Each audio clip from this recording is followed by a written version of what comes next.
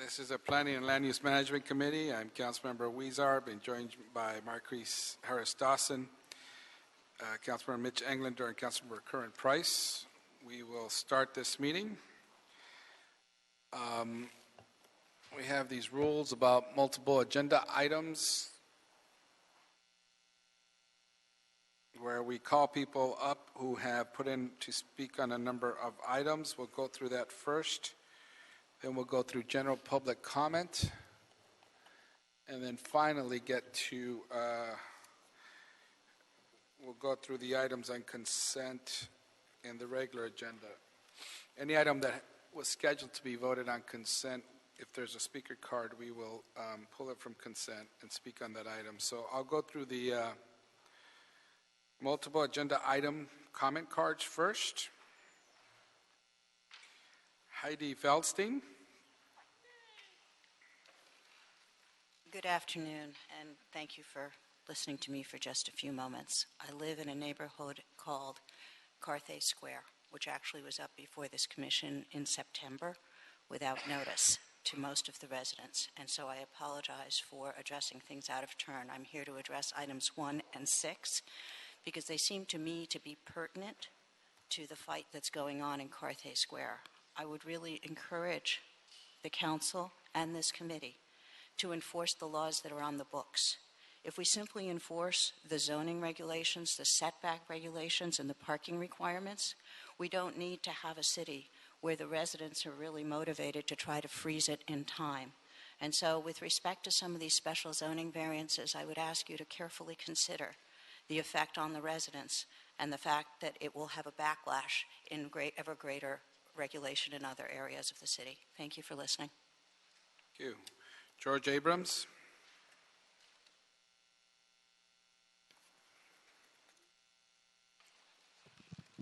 Your rule changes for multiple cards has not been legally implemented. I submitted a Brown Act cure and correct demand letter stating that at a special meeting, people are required to be heard. And so I demand that I be heard when the items are called. Otherwise, I will raise Brown Act objections to each of those items that are called, on which I'm not allowed to speak at the time the item comes up before the body. Okay, thank you. Herman?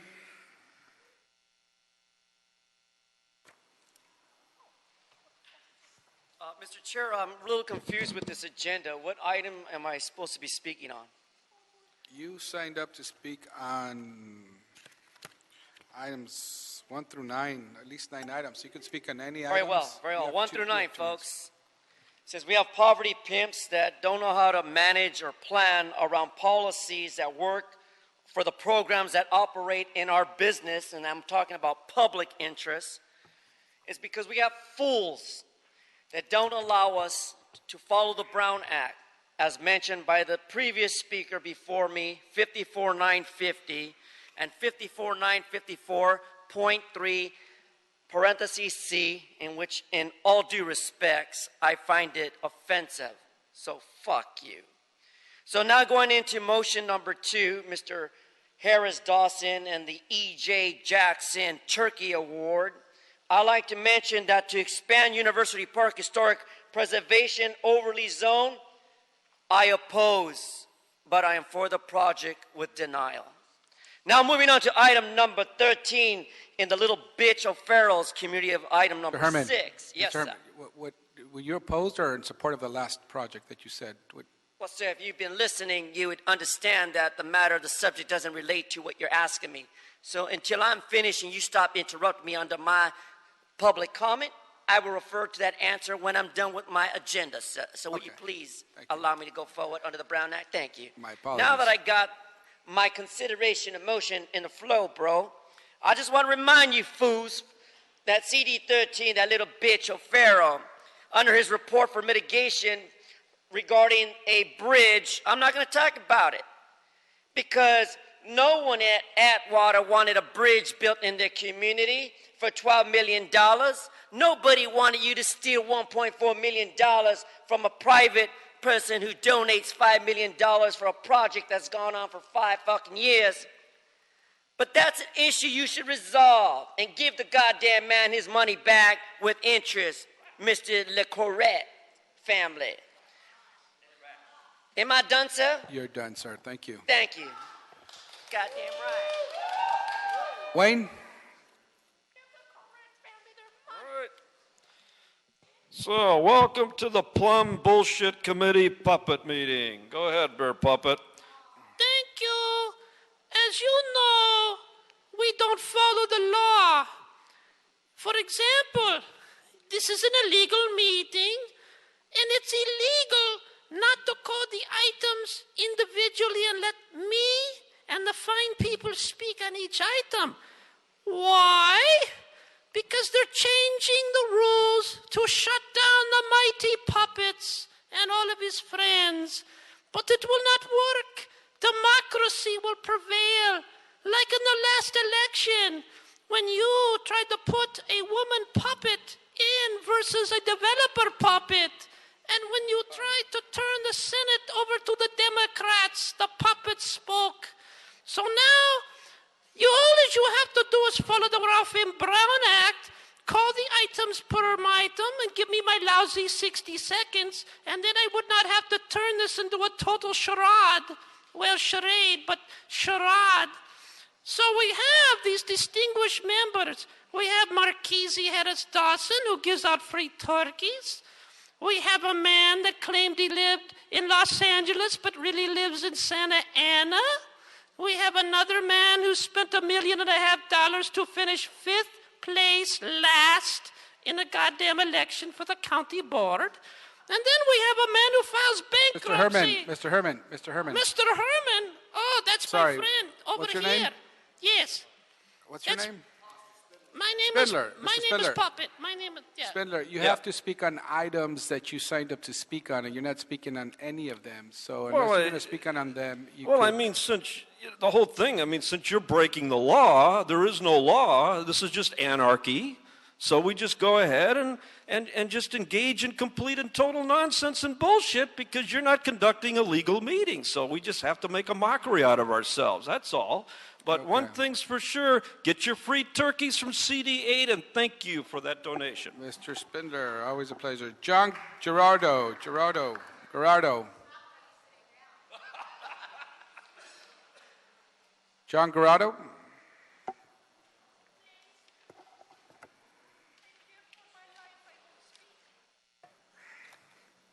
John Gerardo, representing Hollywood Heritage. We're just speaking in support of the HCM nomination for the Earl Carroll Theater, agenda number 9, and also in support of the Lytton Savings Bank HCM nomination, agenda number 8. Thank you very much. Thank you. Okay, I'm going to save public comment till the end of the meeting. We will start our regular meeting, item number 2.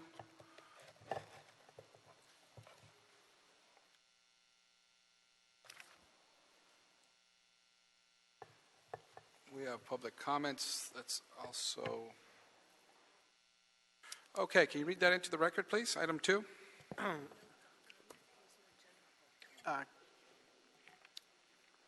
Councilman, do you have any general public comment cards? We do. We'll take that up at the end of the meeting.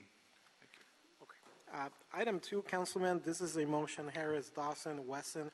It's instructing the Planning Department to initiate the process to expand the University Park HPOC to include 6 additional blocks. Okay, thank you. Can we have staff come up and give a brief presentation on this item, please?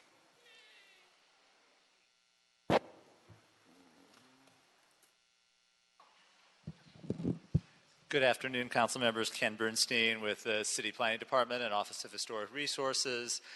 We are greatly appreciative of the motion from Councilmember Harris Dawson. This is a neighborhood that has been identified as appearing eligible for HPOZ status, has been identified in Survey LA, our citywide historic resources survey, and is, as has often been called, a donut hole in between a number of existing HPOZs. So we look forward to the opportunity to work with the council office and the community in moving this forward.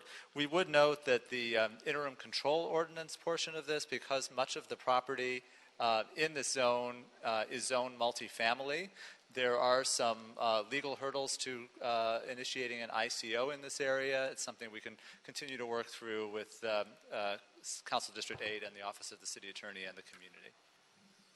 Thank you. Mr. Harris-Dawson, you wish to speak now or after the public comment cards? Okay. Gene Frost from the Neighborhood Council. After Gene Frost is Jim Childs, Roland Souza, and David Raposa. The Neighborhood Council representative has up to 5 minutes. All other speakers have 1 minute. I'll be fairly brief. I'd Sure, like thank to you. thank Councilmember Harris-Dawson for implementing this. It's been a very long road. The HPOZ University Park was implemented in 2000. Prior to that, we were a CRA area with urban design guidelines from 1991 to 2000, because we recognize that having design guidelines and some kind of design overlay helps both the neighbor residents, the owners, the stakeholders, and developers understand what is expected of them.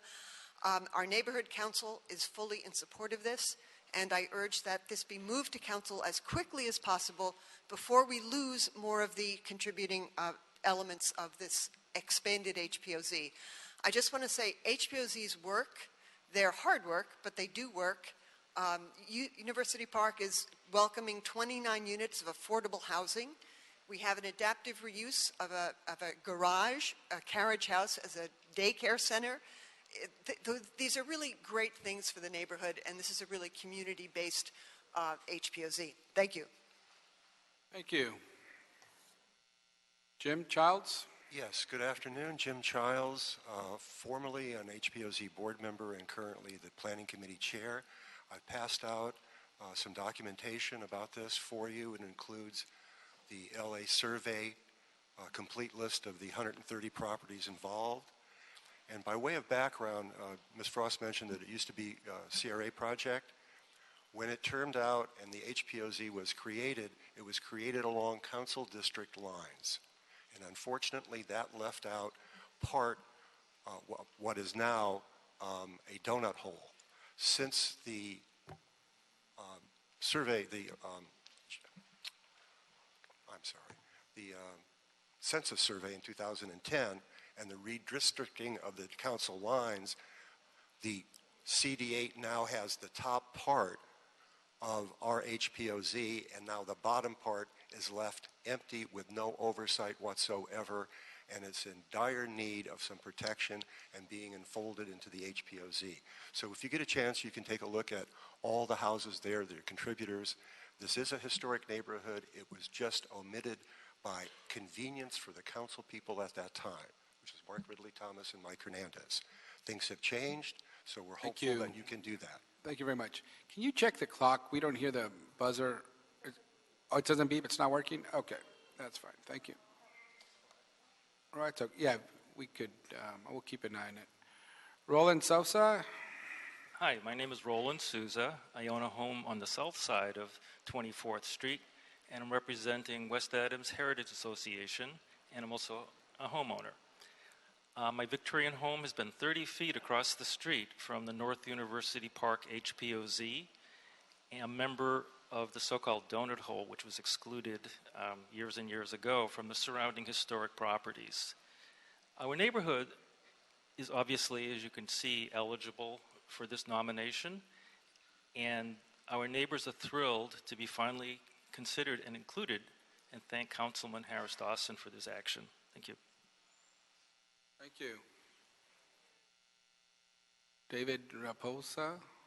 Yes, good afternoon. My name is David Raposa. I'm the owner and real estate broker for City Living Realty. We've been active for 30 years in this particular neighborhood, as well as the surrounding West Adams area. I strongly support the motion to give protections for this historical neighborhood, also known as, for us, the donut hole. An HPOZ will definitely add value to both homes and the rental properties, the investment properties in that area.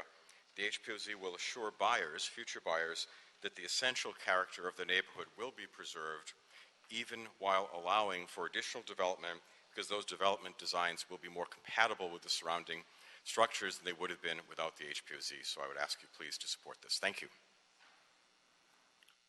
Thank Thank you. Mr. Harris Dawson? I want to thank staff and community members that have participated in this process. I know it's been a very, very long one, but it seems like we're coming to the end, so hopefully we can move this to council very, very quickly and join this neighborhood that got disjointed through this administrative process. Great, thank you. The motion by Mr. Harris Dawson is to approve. Any objections? So the motion is adopted, Council. Pardon me? The motion is, the recommendation is to adopt the motion. Adopt the motion, yes, okay. Any objections? Seeing none, so ordered. Next item, number 3, we have no cards. We will approve that without any objection. You want to read that into the record? Sure. Item 3, Councilman, this is a final EIR and a city attorney prepare ordinance, makes technical changes to the municipal code and repeals some previous ordinances basically related to the city's circulation element. Okay. Item number 5, we can read that into, we'll approve item number 3 without any objections. So on 3, we're approving the city attorney prepare ordinance. Yes. We'll approve that without any objections. Item number 5. Item 5, Councilman, this is a general plan amendment and zone changes in CD2, and it's for the continued use of an existing special education facility and the establishment of a foster family facility. Thank you. We have one public comment card. This was on consent. Mickey Jackson.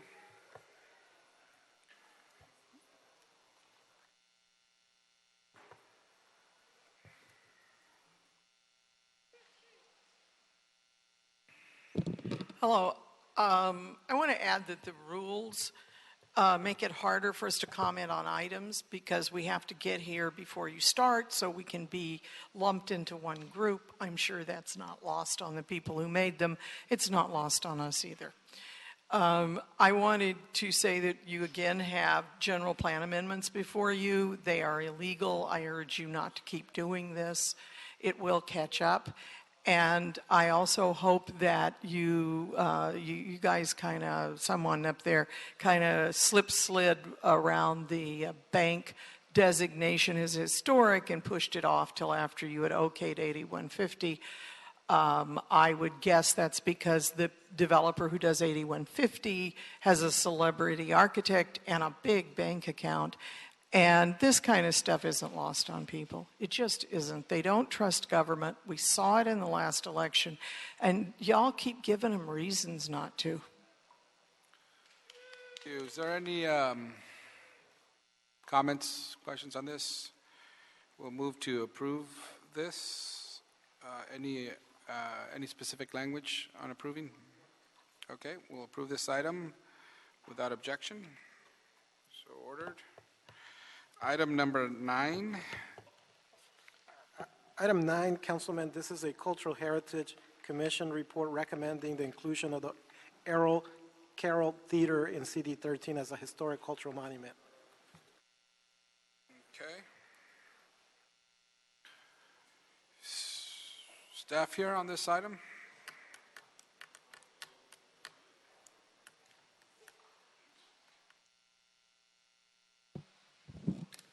Good afternoon again. Ken Bernstein with Planning Department and Office of Historic Resources. The Cultural Heritage Commission has recommended approval of the Earl Carroll Theater as a historic cultural monument, finding that it actually meets 4 of the Cultural Heritage Ordinance findings. First, that it reflects the cultural, economic, or social history of the community as a rare remaining example of an entertainment venue in the heart of Hollywood. Second, its identification with historic personages as the last remaining theater built by entertainer and entrepreneur Earl Carroll. Third, that it is an excellent example of streamlined modern architecture. And finally, is a notable work of master architect Gordon B. Kaufman. So the Cultural Heritage Commission was unanimous in its recommendation. Okay, thank you. Chris Golder. After Chris Golder is Julia Duncan. Hi, good morning, good afternoon, committee. I'm Chris Golder, the project applicant. I just want to say that we support the nomination and the Cultural Heritage Commission's findings and recommendations and ask that you adopt them. Thank you. Thank you. Julia Duncan? Item 8, not 9. Okay. That's right. They put you in item 9, but you were for item 8. Okay. All righty, so we'll approve this nomination. Any objections? No objections, so ordered. Item number 1, report from the Director of Planning. We will receive and file that item. Item number 4. Item 4, Councilman, this is a final EIR and a joint report from BOE and the Transportation Department relative to the restoration of historic streetcar service in downtown LA and the certification of the final EIR. Okay, can we staff have the Bureau of Engineering come up and make a brief presentation, please? Good afternoon, council members. My name is Reza Shamirzadeh. I'm the program manager for the Downtown Los Angeles Streetcar Project with Bureau of Engineering, Department of Public Works. With me, I have Maria Martin, our Environmental Engineering Management Group program manager. And also, we have some of the streetcar team members here from Los Angeles Department of Transportation, Los Angeles Streetcar Inc., Metropolitan Transportation Authority, and ICF International, who have helped us prepare the environmental documentation you have before you. If you can go to the second slide. In accordance with the California Environmental Quality Act, the Bureau of Engineering and Department of Transportation, in cooperation with Los Angeles County Metropolitan Authority and Los Angeles Streetcar Inc., recommends the City Council certify the final environmental impact report for downtown streetcar project, adopt the CEQA findings of fact and a statement of overriding consideration, adopt the mitigation monitoring program, approve the project as described in the final environmental impact report with alternative number 3, which is 7th Street alignment without Grand Avenue extension as locally preferred alternative. And alternative number 2, 7th Street alignment with Grand Avenue extension as optional addition to the project budget permitting. In addition, approved maintenance and storage facility, MSF, site located at the west side of Broadway Street between 2nd and 3rd, which is known as EIR Site 4, as preferred MSF site. And also Site 2, located at the southeast corner of 11th and Olive, as alternate to EIR Site 4, should ultimate approval of that location be deemed appropriate. We can go to the next slide. A brief summary of the project. The project would construct and operate streetcar route in downtown Los Angeles along a loop approximately 3.8 miles.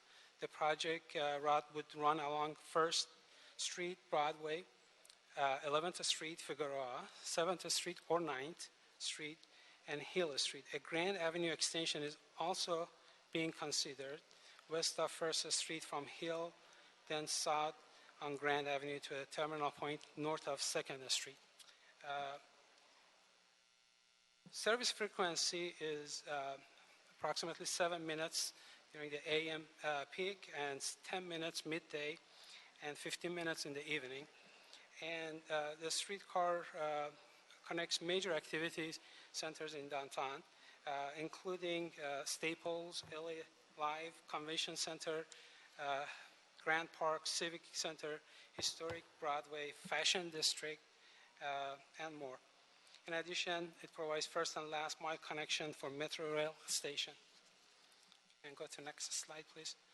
The proposed type of a streetcar is going to be modern streetcars, electrically powered, dark, quiet, sustainable, accessible, and have high capacity.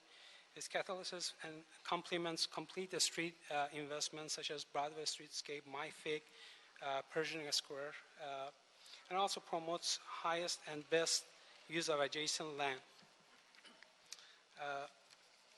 Next slide. History of project. As you can see on this slide, back in 2006, CRA commissioned a feasibility study to resurrect the red car trolley service in downtown Los Angeles, and they identified they cited various alternatives. Since then, an alternative analysis was done by Metro in 2012, notice of preparation in January of 2013, notice of preparation, a scoping period for public hearing was January 3rd to February 1st of 2013, scoping meetings in January of 2013, notice of availability was issued this year on June 24th. The draft environmental impact report was made available to public from June 24th to August 8th, and draft environmental impact report public hearing was held on July 12th, and final environmental impact report was issued on October 24th. We did extensive, as I stated, throughout all those meetings, we did extensive environmental outreach, and it was robust and dating back to 2006, and also the notice of preparation that was issued in 2013, and the ER comment period in 2016. Next slide. Project alternatives. In summary, 5 project alternatives were considered. In addition to the no-build alternative, the other 4 were alternative to 7th Street with Grand Avenue extension, as depicted on that the map on the slide. Alternative 3 was 7th Street without Grand. Alternative 4 was 9th Street with Grand Avenue extension. And alternative 5 was 9th Street without Grand Avenue extension. Next slide. The locally preferred alternative recommendation, according to the environmental analysis, the 4 project built alternatives would have roughly equivalent environmental impact. We recommend approval of alternative number 3, 7th Street without Grand Avenue extension, as locally preferred alternative. Some of the benefits of 7th Street alternative would be it provides direct connections to a large number of destinations in downtown, including 7th Street Metro Center Rail Station, Fig at 7, and Block Shopping Center, and Wilshire Grand development currently in construction. And in addition, planned streetscape improvements on 7th Street unrelated to the project will increase access and convenience for users of the streetcar, and 7th Street has a protected bike lane. We also recommend approval of alternative number 2, 7th Street with Grand extension as an option if funding for Grand Avenue extension becomes available. This project, next slide, also includes a maintenance storage facility, MSF. When not in operation, the proposed project would require a maintenance and storage facility for secure storage and streetcar vehicles and regular light maintenance of the vehicles to keep them clean and in good operating condition. 4 sites were originally identified, and 2 of the sites are no longer available due to recently begun construction. The MSF is currently planned for one of the remaining 2 sites. We recommend the Broadway and 2nd Street site, ER Site 4, as the preferred site, and 11th Street and Olive East as alternate site, or site number 2. I would like to Ms. Maria Martin to cover the next slide, significant impact after mitigation. Good afternoon. Significant unavoidable environmental effects are anticipated as a result of the proposed project after mitigation in the areas of transportation and traffic related to intersection capacity and bicycle safety, and also in the area of construction noise. As the environmental impact report detailed traffic analysis shows, the impacts regarding to intersection capacity were at 3 intersections, 2 of which are associated with a locally preferred alternative at Hill Street and First Street, and Hill Street and 7th Street, and a 3rd intersection at Grand Avenue and First Street, with the optional Grand Avenue extension, and those impacts will remain significant and unavoidable at those intersections. The project involves specific turn signals at each of these intersections to improve operation and results in additional delay at the intersection. Regarding construction noise, the noise associated with the construction would be experienced in the vicinity, as I indicated, during construction only. There are 11 mitigation measures related to noise that have been incorporated, including equipment specifications and siting of the equipment to minimize the impacts, noise barriers, a noise control plan that would reduce the overall construction noise. However, residual impact would remain or could remain. Regarding bicycle safety, the environmental impact report points out that pedestrian safety would be maintained in the same manner as at the present, using appropriate crosswalks and signalization controls.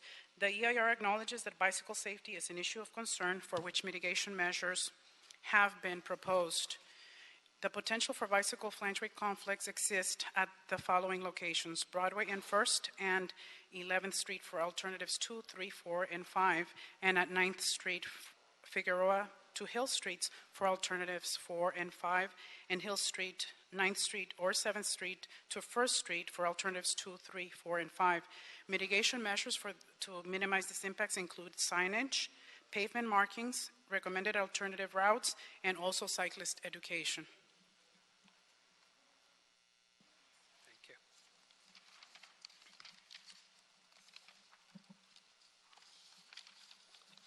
In conclusion, the Bureau of Engineering and Department of Transportation requests the City Council certify the final environmental impact report, adopt the CEQA findings of the facts, the statement of overriding consideration and mitigation monitoring program, and approve the preferred alternative 3 and maintenance storage facility site number 4 in concept to build the most prudent system. In addition, we request approval of an inclusion of MSF Site 2 as alternate to MSF Site 4, and the locally preferred alternative 2, Grand Avenue extension, as optional addition to the project, if it can be built within the budgetary constraint and requirements. This will provide the most flexible option for downtown Los Angeles streetcar project. The recommended LPA for the project takes into account a variety of competing priorities, including environmental impact, safety, accessibility, economic consideration, and fundings. That concludes our presentation. I'll be happy to answer any questions. Thank you very much. We'll see if we have any questions afterwards. For now, I'll go to public comment. So, thank you. Shiraz Tangri, John Howland. Shiraz, you are the applicant, so as Streetcar Inc., you have 5 minutes instead of the one, if you choose to use it. Thank you, Councilmember. Actually, I will keep my comments brief. And thank you to the Bureau for their very thorough presentation on the project. I'm Shiraz Tangri of Myers Navi. We're general counsel to LA Streetcar Inc. LA Streetcar Inc. was a nonprofit created to advocate for the return of the streetcar to downtown Los Angeles. We represent downtown property owners and other stakeholders who are interested in ensuring that the project is delivered with the highest possible value, with a responsible cost, and with excellent high-quality design that really enhances all the work that's gone into downtown over the last decade. The streetcar is, of course, a transportation project, but it's also always been an important economic development project. And I think if you're around downtown these days, and if you go down Broadway, you can start to see some of the seeds that have come in the areas that we hope to improve with the streetcar. There's new residential development, there's new office development, and much of that is happening. Literally billions of dollars of investment are happening right around the streetcar line. So we're hoping that the project will move forward. It's taken us some years to get to this point with the EIR, but we believe that the project was widely supported by downtown, as it has been when we went for our local funding. We had tremendous public outreach during the EIR process and responded to questions and comments. All that's summarized in the final EIR and in the staff report. And we believe we're in a position to help deliver a top quality project that will help enhance Los Angeles as an international city.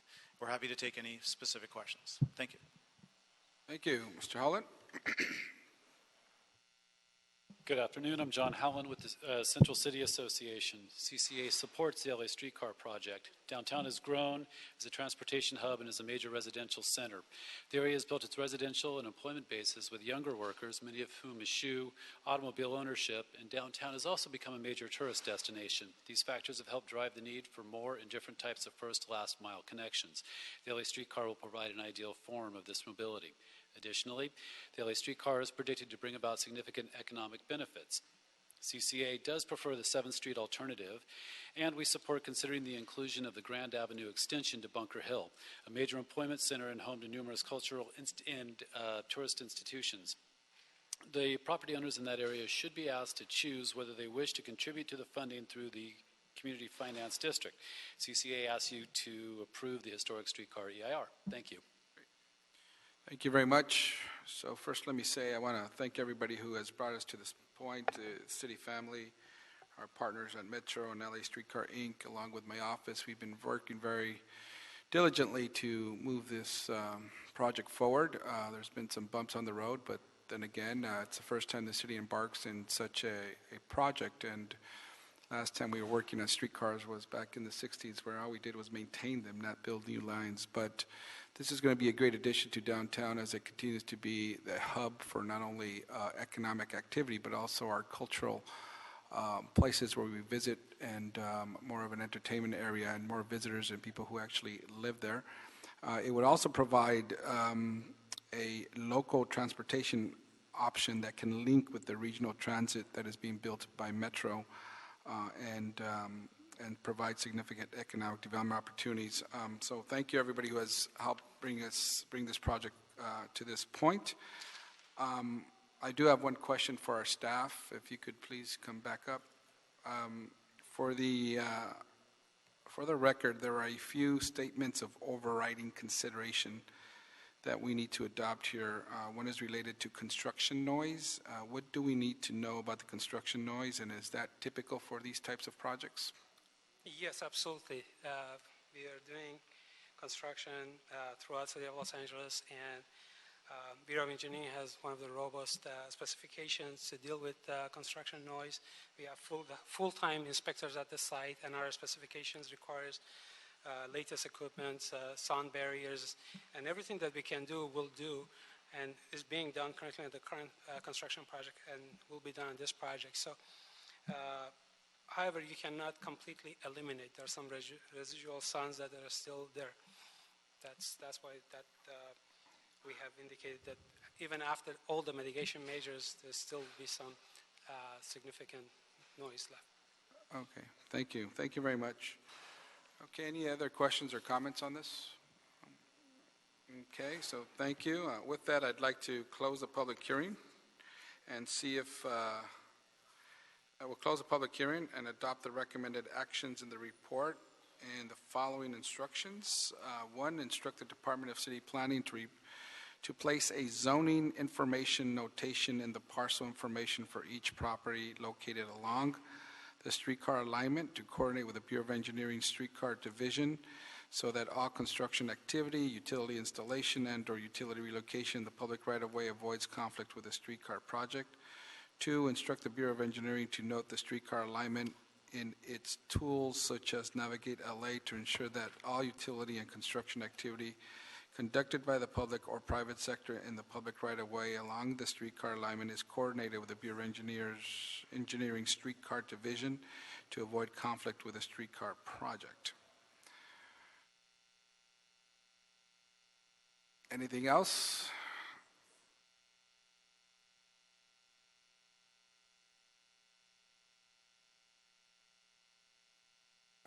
Terry Kaufman, Mesilla City Attorney's Office.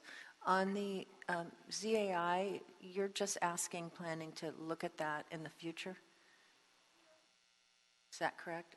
No, we're asking to... As opposed to asking them to do it now, because We're asking them to coordinate with them. So we are asking them to do it. You should ask them to look into it, and then if it's appropriate, to bring that back. What's the Because difference? it's not, that action is not on the agenda. That action is what? Is not on the agenda.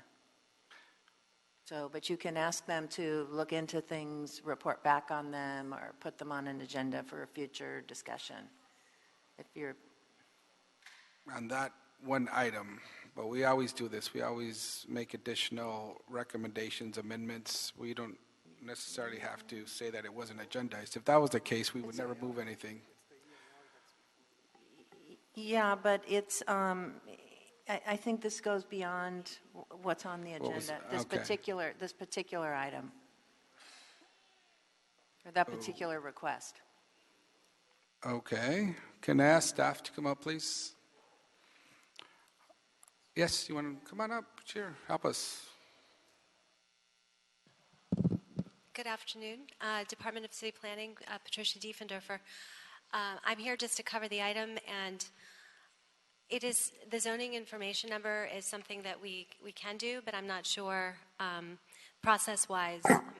Well, defer to the city attorney on ZAI that. or something else? That's what, It's not a ZAI. It's an administrative process. So it's basically a notation that we put on the building and safety system and on ZEMIS that notes that there will be that this is a potential streetcar alignment. So it's not an interpretation or a memo. It's an administrative procedure. okay, all right.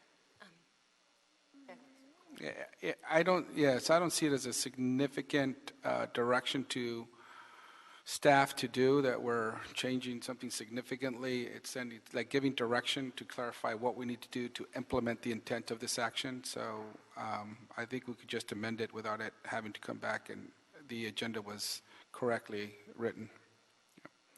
Patricia Diefendorfer, that would be fine. That's something that we can do administratively, and it's communication between departments, essentially. Yeah. Okay, thank you. But thank you for that.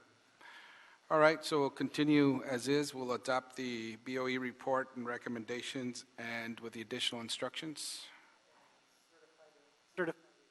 And certify the EIR, yes.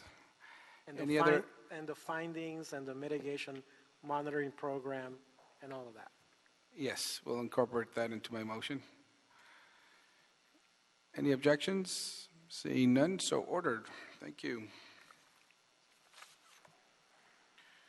All right, item number 6. Item 6, Councilman, this is a report from the City Planning Commission. It's a zone change, a high district change, and development limitation modifications. It relates to a mixed-use project with a total of 369 residential units located in CD 13. Welcome. Good afternoon. Erin Strelich, Department of City Planning. The 1311 Cahuenga project before you today was approved for the construction of a 7-story mixed-use development consisting of 369 units, including 13 live-work units, 29 micro-units, and 20 designated affordable units for moderate-income households, as well as 2,570 square feet of commercial space on the ground floor. The project now includes the code-required 527 vehicle parking spaces and 410 bicycle parking stalls. The development includes demolition of existing uses on the site, including 1 single-family residence, a 3-unit apartment building, 2 office buildings, an auto repair facility, and surface parking lots. The completed project's height will range between 82 feet and 110 feet, and will have a total of 347,019 square feet of floor area and a resulting FAR of 4.0 to 1. At its meeting on August 11th, 2016, the City Planning Commission took the following actions relative to case number CPC 2014-4279-CC-HD-ZAA-SPR. The City Planning Commission reviewed and considered the information considered in the Environmental Impact Report in its determination of the proposed project, and certified that the EIR has been prepared in compliance with CEQA, adopted the Statement of Overriding Considerations, adopted the mitigation measures, mitigation monitoring program, and adopted the related environmental findings. They approved a zone and height district change from C4-2D to TQ C4-2D, approved a zoning administrator's adjustment to allow 0-foot east and west side yard setbacks in lieu of the 10 feet otherwise required, and also approved the site plan review. As part of its approval, the City Planning Commission added the following conditions. They reduced the vehicular parking to the code required 527 spaces. They required access to Homewood Avenue to be available to pedestrians, bicycles, and vehicles 24 hours daily. They required transportation improvements as determined feasible and with the approval of the Department of Transportation, including adding a crosswalk at Homewood Avenue, a highly visible lighted crosswalk across Cahuenga Boulevard at Homewood, and then also a left turn signalization at Cahuenga and Fountain, which would be a left turn signalized phase on the eastbound Fountain at Cahuenga Boulevard. They also included design elements, including live-work entrances along Fountain and Cahuenga, numerous design enhancements there. They requested window treatments for the glass facade on the live-work units to ensure privacy for the residential portion of such units. A requirement that the building may project over the required sidewalk easement, but not until a height of 40 feet and above to accommodate street trees. An increase in the size of the overhead openings into the sky above Homewood Avenue as determined feasible by the architect and with final approval by major project staff. They required gates preventing access to pedestrians, bicycles, and or vehicles to the North Plaza or Homewood Avenue would be prohibited. And they also added dog waste stations and trash receptacles to the publicly accessible North Plaza area. There was one appeal that was filed by one applicant, Veronica LeBron, on behalf of the Save Cahuenga Neighborhood Group. In general terms, the main appeal points are related to the following statements by the appellant. The trend of increasing density in Hollywood has been the result of favoritism shown to developers. Affordable housing and long-term residents are being displaced to luxury units. Private views of existing residents are being blocked. A restricted parking zone in the vicinity requested by neighbors will be ineffective. Traffic will be heavily impacted. Emergency response times from the adjacent Fire Station 27 will be impacted. And that the zoning administrator's adjustment should not have been allowed. I won't go into further detail on the appeal points now. However, we have prepared and submitted for your consideration an appeal response letter dated November 18th, 2016 that addresses the appeal points in greater detail. And we have also respectfully request your consideration of some technical corrections and modifications to the recommendation as detailed in a technical correction letter dated and submitted on November 18th, 2016 as well. Thank you for your time, and we are available to answer any questions you may have. Thank you. Now we'll hear from the appellant, Veronica LeBron.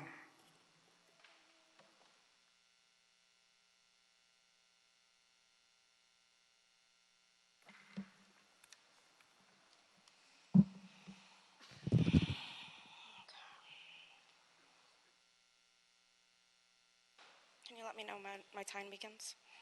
Pardon me? Can you let me know when my time begins? Oh, yes, you have 5 minutes. Okay. Clock is right there to your right.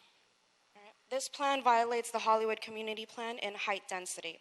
The Hollywood Community Plan is currently under a court order to be redrafted for the foundation of a plan to be based on the real life growth numbers as opposed to SCAG numbers that have been found to be inflated.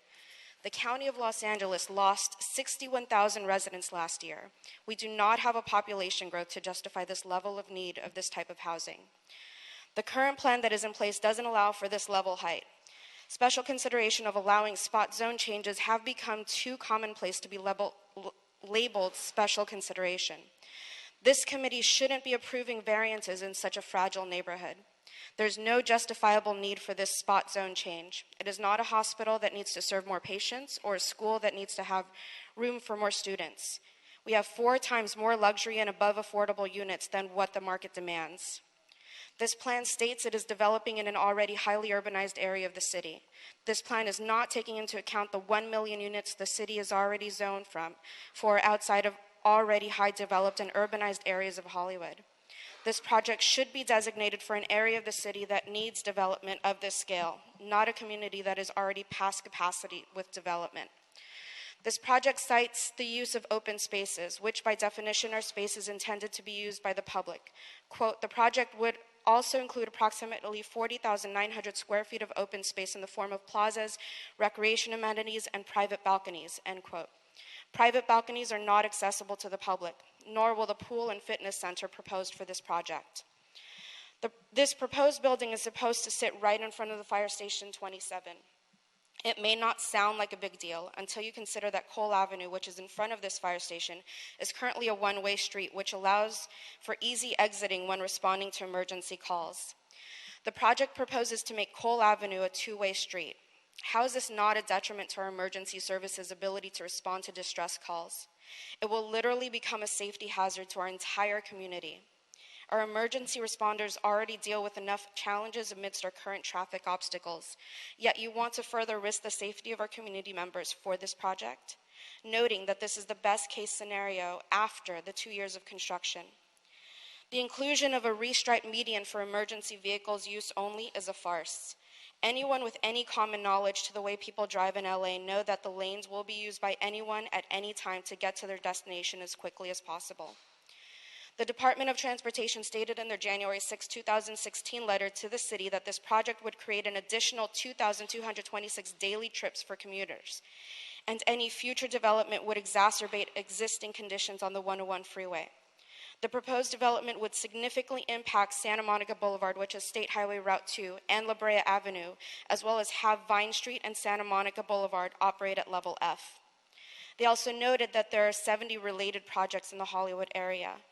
This demonstrates the CPC's decision to ignore the Department of Transportation portion of the EIR, which brings into question what other parts of the EIR were ignored. The EIR offers Table 4.D-1, an excerpt from the California ARB GHG inventory showing emissions for the years 2004 through 2012. Why didn't the authors include a more current version of the inventory? If they had included the most recent 2014 version, it would have shown that while overall GHG emissions from transportation had been declining for years, the totals have been more or less flat since 2011. More problematic for the authors who wish to claim that transit-oriented density is producing real benefits is the fact that GHG emissions from cars have actually been rising slowly but steadily since 2011. It's clear from Table 4.D-5 that the project will produce a significant increase over existing conditions. To offer an accurate assessment of the project's impacts, the EIR needs to acknowledge that the construction of this development will mean a substantial increase of GHG emissions over existing conditions. The authors of the traffic study rightly focus on Cahuenga, Sunset, Cahuenga, Delongpre, and Cahuenga Fountain. It's questionable whether the study accurately reflects existing rush hour conditions. For whatever reason, they failed to study Vine Delongpre, Vine Sunset, Wilcox Sunset, and Wilcox Delongpre, which are all within a few blocks. The failure to study these last four renders the EIR inadequate, as there's no doubt these intersections will be impacted by the project. Table 4.M-2 states that the Cahuenga Sunset during PM rush hours operating at LOSB. It also says that Cahuenga Delongpre during PM rush hour operates at LOSA. Both of these assessments are flatly wrong and bring into question whether the authors of the traffic study have ever been to the Hollywood area. Thank you. Thank you.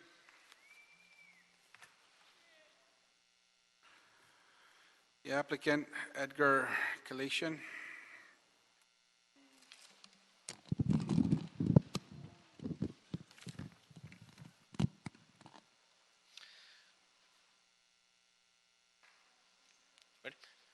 Good afternoon, Edgar Kaladian with Mayor Brown here on behalf of the applicant. In addition to the Planning Department staff report, which referenced and rebutted each of the appellant's points, Mayor Brown has also submitted a letter to the city that is part of the administrative record in front of you today. The EIR is absolutely adequate and properly supports a thorough analysis of the project's impacts. As staff noted, the project is generally a residential project that provides a range of quality housing unit types. Most of the units are studio and one bedroom, and we also include micro units and 20 affordable housing units as part of our project description. The project also includes over 40,000 square feet of open space, which is in excess of city code requirements. 20% of the parking will be electric vehicle ready. 5% will actually have charging stations.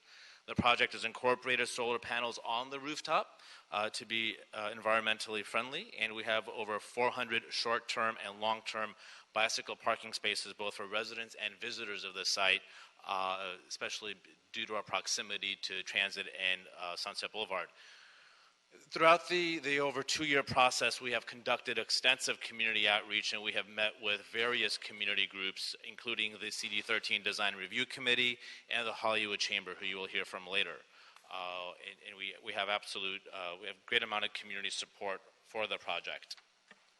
With response to some of the points that the appellant raised, the project is based on the 1988 Hollywood Community Plan, not the community plan that the court found inadequate. The project does not include a variance. The project zoning is C4 with a height district 2 that allows a 6-to-1 FAR. Our project is well below that. There is a delimitation that reduces the FAR to 2, so our request is to modify that to allow the project. Importantly, we have met probably a dozen times with LAPD and LAFD, both who have operating stations adjacent to the site. Both the local station and the LAFD support the project, and in fact, the reconfiguration of Cole Avenue was done in consultation and in full support of both the LAPD and LAFD. There are 2 intersections that will remain significantly impacted. At the end of the day, the city prefers wide sidewalks and pedestrian connectivity, certainly near transit. LADOT concluded that if we were to mitigate these intersections, that would require the removal of over 20 parking spaces. And LADOT made the determination that it was not in the community's benefit to remove those parking spaces. The traffic study analyzed a total of 11 intersections. Again, those intersections were selected by LADOT. For a project in Hollywood, frankly, I call this entitlement light. No general plan amendments. We're staying at our C4 zone. We're staying at the height district 2. Again, we're in a city that needs a lot of housing, and certainly need housing near public transportation. And we're doing our part in providing nearly 370 residential units near transit in a Type 3 modified type project, which generally has lower rents than a lot of the high-rise luxury units that are being built throughout Hollywood. I'm available to answer any questions that the committee may have. Thank you. Thank you. Doug Haynes, Nicole Shahinian, Jonice Ziegler.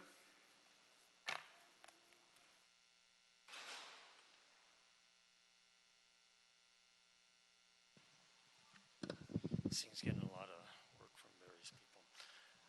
Hi. Good afternoon. My name's Doug Haynes. Just real quick comments on the 1 minute I have. First off, there's a reason that this site is restricted with a 2D designation that has a 2.0 FAR. It's because in the 26 years I've been in Hollywood, this is the most inappropriate, not-a-scale development I've ever seen. This project reaches 110 feet. The arc-light parking structure is 86 feet in height, so this would be 26 feet taller, if you're all familiar with that massive project. It's almost 350,000 square feet on 2.1 acres. By contrast, the target site, which is over 4 acres, is 194,000 square feet. This is 369 units, and the Sunset Gordon project is 299 units on a much larger scale. As far as the affordable housing units, that's moderate income. It's not low income units. The alternative 2 would be consistent with a 200-unit project, which is totally appropriate. My time is up. But I would hope you consider that we don't need a project at this scale. We need an appropriate project. Thank you. Thank you. Good afternoon, Nicole Shahanian with the Hollywood Chamber of Commerce. The applicants have met with the Chamber's Project Review Committee, and we are proud to offer support for this development. We have been impressed by the high-quality development that ResCore Hollywood is proposing. Additionally, the ResCore team has gone above and beyond what was expected in their willingness to address the feedback presented by the Chamber's Review Committee. The proposed development will be a welcome addition to the neighborhood. Its close proximity to Kilroy's Academy Square project will help pull the revitalization of Hollywood to the south, where it is greatly needed. Additionally, the project will have a prominent view from the foothill of Cahuenga Boulevard. The Chamber recognizes the extreme need for more housing stock throughout our community and supports the efforts of this developer to provide much-needed housing for those living and working in Hollywood, not to mention the many permanent and construction jobs this project will bring to the Hollywood community. The Chamber appreciates the developer's investment and continual commitment to making Hollywood a place for all residents to live, work, and play. Thank you. Thank you. Good afternoon, City Council. My name is Johnny Ziegler, and I support this project because it would bring 369 apartments to the market that are not at the luxury price point like so many others that are being proposed. I can actually imagine myself living here. Additionally, the developers have voluntarily agreed to make 5% of the apartments affordable units. I work in Hollywood and would love to live here if I can afford it.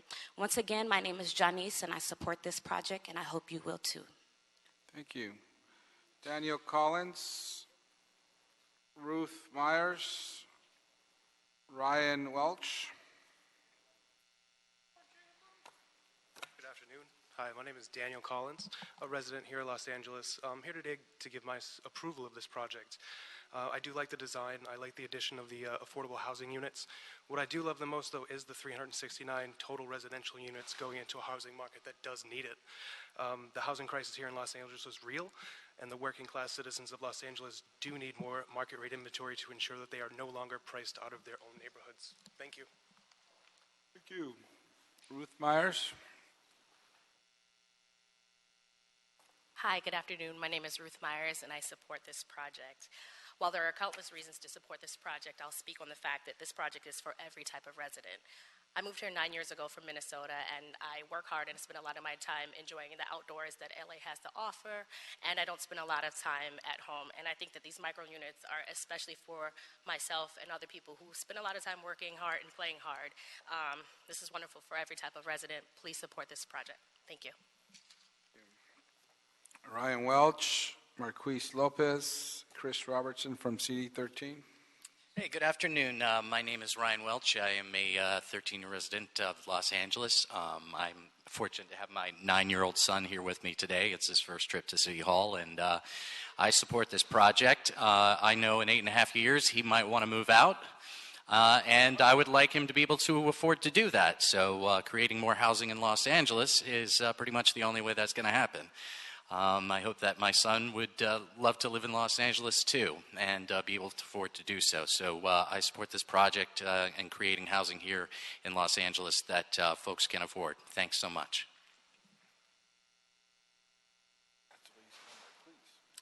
Hello, good afternoon. My name is Marquise. Excuse me for a moment. My name is Marquise Lopez. I live in the Hollywood area. I think this is a great opportunity for residents of Los Angeles. Also, housing is, of course, the #1 crisis here. This will help that. Improvement, security would be great. So I do support this project. Thank you. Thank you. Chris Robertson from CD13. Good afternoon. Chris Robertson, Planning Director for Councilmember Mitch O'Farrell of the 13th District. Cahuenga Boulevard is a vital corridor within the heart of Hollywood. In recent years, we've seen a continued investment revitalizing this corridor and activating the street with commercial uses that contribute to a more vibrant and safer community. This project will bring a mixed-use building with much-needed housing. Moreover, the councilman worked with the project team to designate 20 units as affordable for the next 55 years, incorporate additional parking spaces into the project, and commit to contribute to establishment of a TPPD for the neighborhood. Our office is committed to working with the community to address construction-related impacts and help with the establishment of a TPPD. For these reasons, we support the project and request one modification. We'd request that the parking spaces proposed by the applicant and recommended for approval by staff be reinstated. Thank you very much. Mr. Abrams. George Abrahams. I submitted a speaker card and wish to speak on the staff report, the appellant statement, and the Hold on, applicant Mr. Abrams, statement, one which were second, not one second. presented. Mr. Abrams, you have not been recognized yet. Hold on, please. Thank you. Mr. Abrams, I wanted to address your earlier remarks when you came up to speak on the multiple agenda item. You said that it is a violation of the Brown Act. You didn't speak on the items. Now, look, I've stated my disagreement with these new rules. I don't agree with them. They are the rules, and I'm following the rules, okay? So we all have to follow the rules, and we cannot make exceptions. I'm allowing you to decide now. You didn't speak on any item earlier. You just stated your displeasure with the way these new rules. You have signed up for items 6 and 8. You have an option to speak on either one of them, and I'm giving you that option now. Otherwise, I'm going to have to say you already spoke on the multiple item and you used that opportunity to state your displeasure. So what would you like to do? Okay. Well, the problem is that with the multiple speaking rule, I cannot speak on multiple items in which there's a staff report, an appellant statement, and an applicant statement. And so, therefore, I'm not able to speak to the item. And so there you're violating my rights. Okay, and I agree. Well, do you want to do item number 6 or 8, sir? Well, I'm certainly going to speak on this item, and when the other item comes up, I'm going to raise the same objection All right, and go right request ahead. also to be recognized to speak on that item. Okay, go ahead. Okay. All right. The traffic study is inadequate because it does not satisfy the Caltrans highway capacity manual's requirements for study of 101 and Route 2. Route 302 bus route is not really a sufficient mass transit alternative because it only runs in the morning and the afternoon.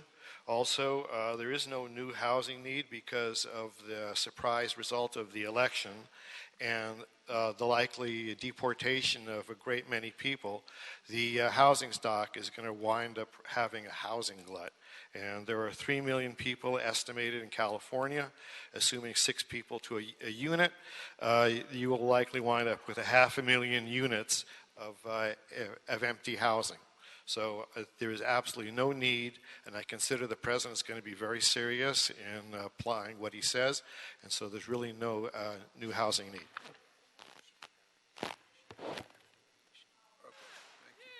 Sir, can you please sit down? Thank you. Can I violate the rules too, like he did? Sir, can you sit down, please? Otherwise, we're going to say that you're disturbing this meeting. We're going to ask you to leave. It's only because he's white.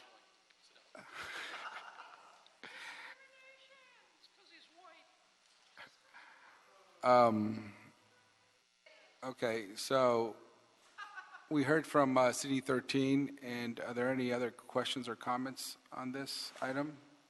I believe City 13 wanted to, were requesting that we restore parking back to staff recommendation. Is that, well, okay. He said.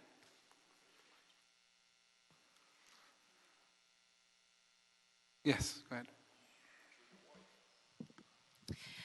Lucy Barra with the Department of City Planning. I just want to comment on some of the issues that were raised by the appellant and by the public comment. I just want to confirm that the committee is well aware that the project was not based or analyzed on the rescinded Hollywood Community Plan. No variance is being requested as part of the project approvals. The project in no way was ever supported or recommended or analyzed by the department as a luxury project.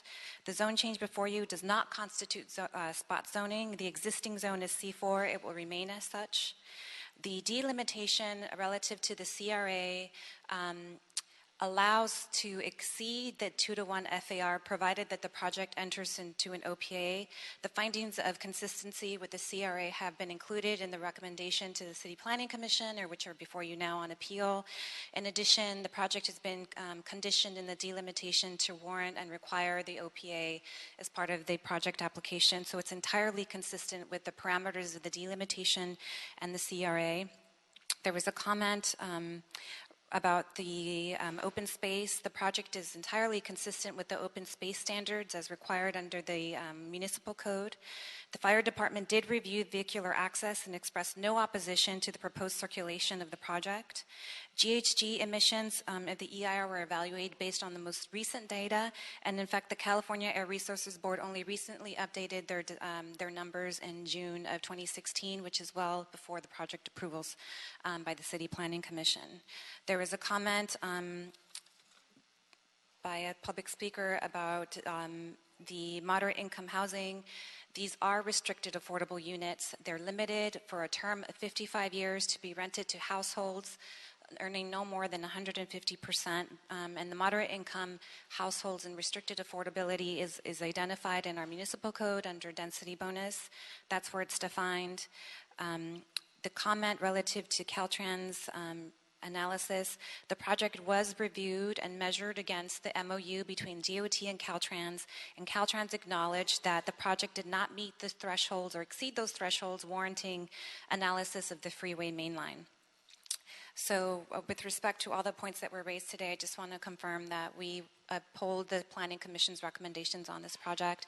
If you would just please consider the technical corrections that were submitted as part of your action today, and we acknowledge that the council office would like to reinstate the parking that was provided as part of the original proposal. Thank you. Thank you. So we will move to deny in part and grant in part, and we will sustain the CPC's approval, but do the technical corrections as stated by the Planning Department today, and include the CD 13 recommendation to restore the parking. Okay. And also the certification of the EIR, the findings, and the statement of overriding considerations, Council, and the mitigation measures. Okay. And the mitigation monitoring program, as advised by City Attorney.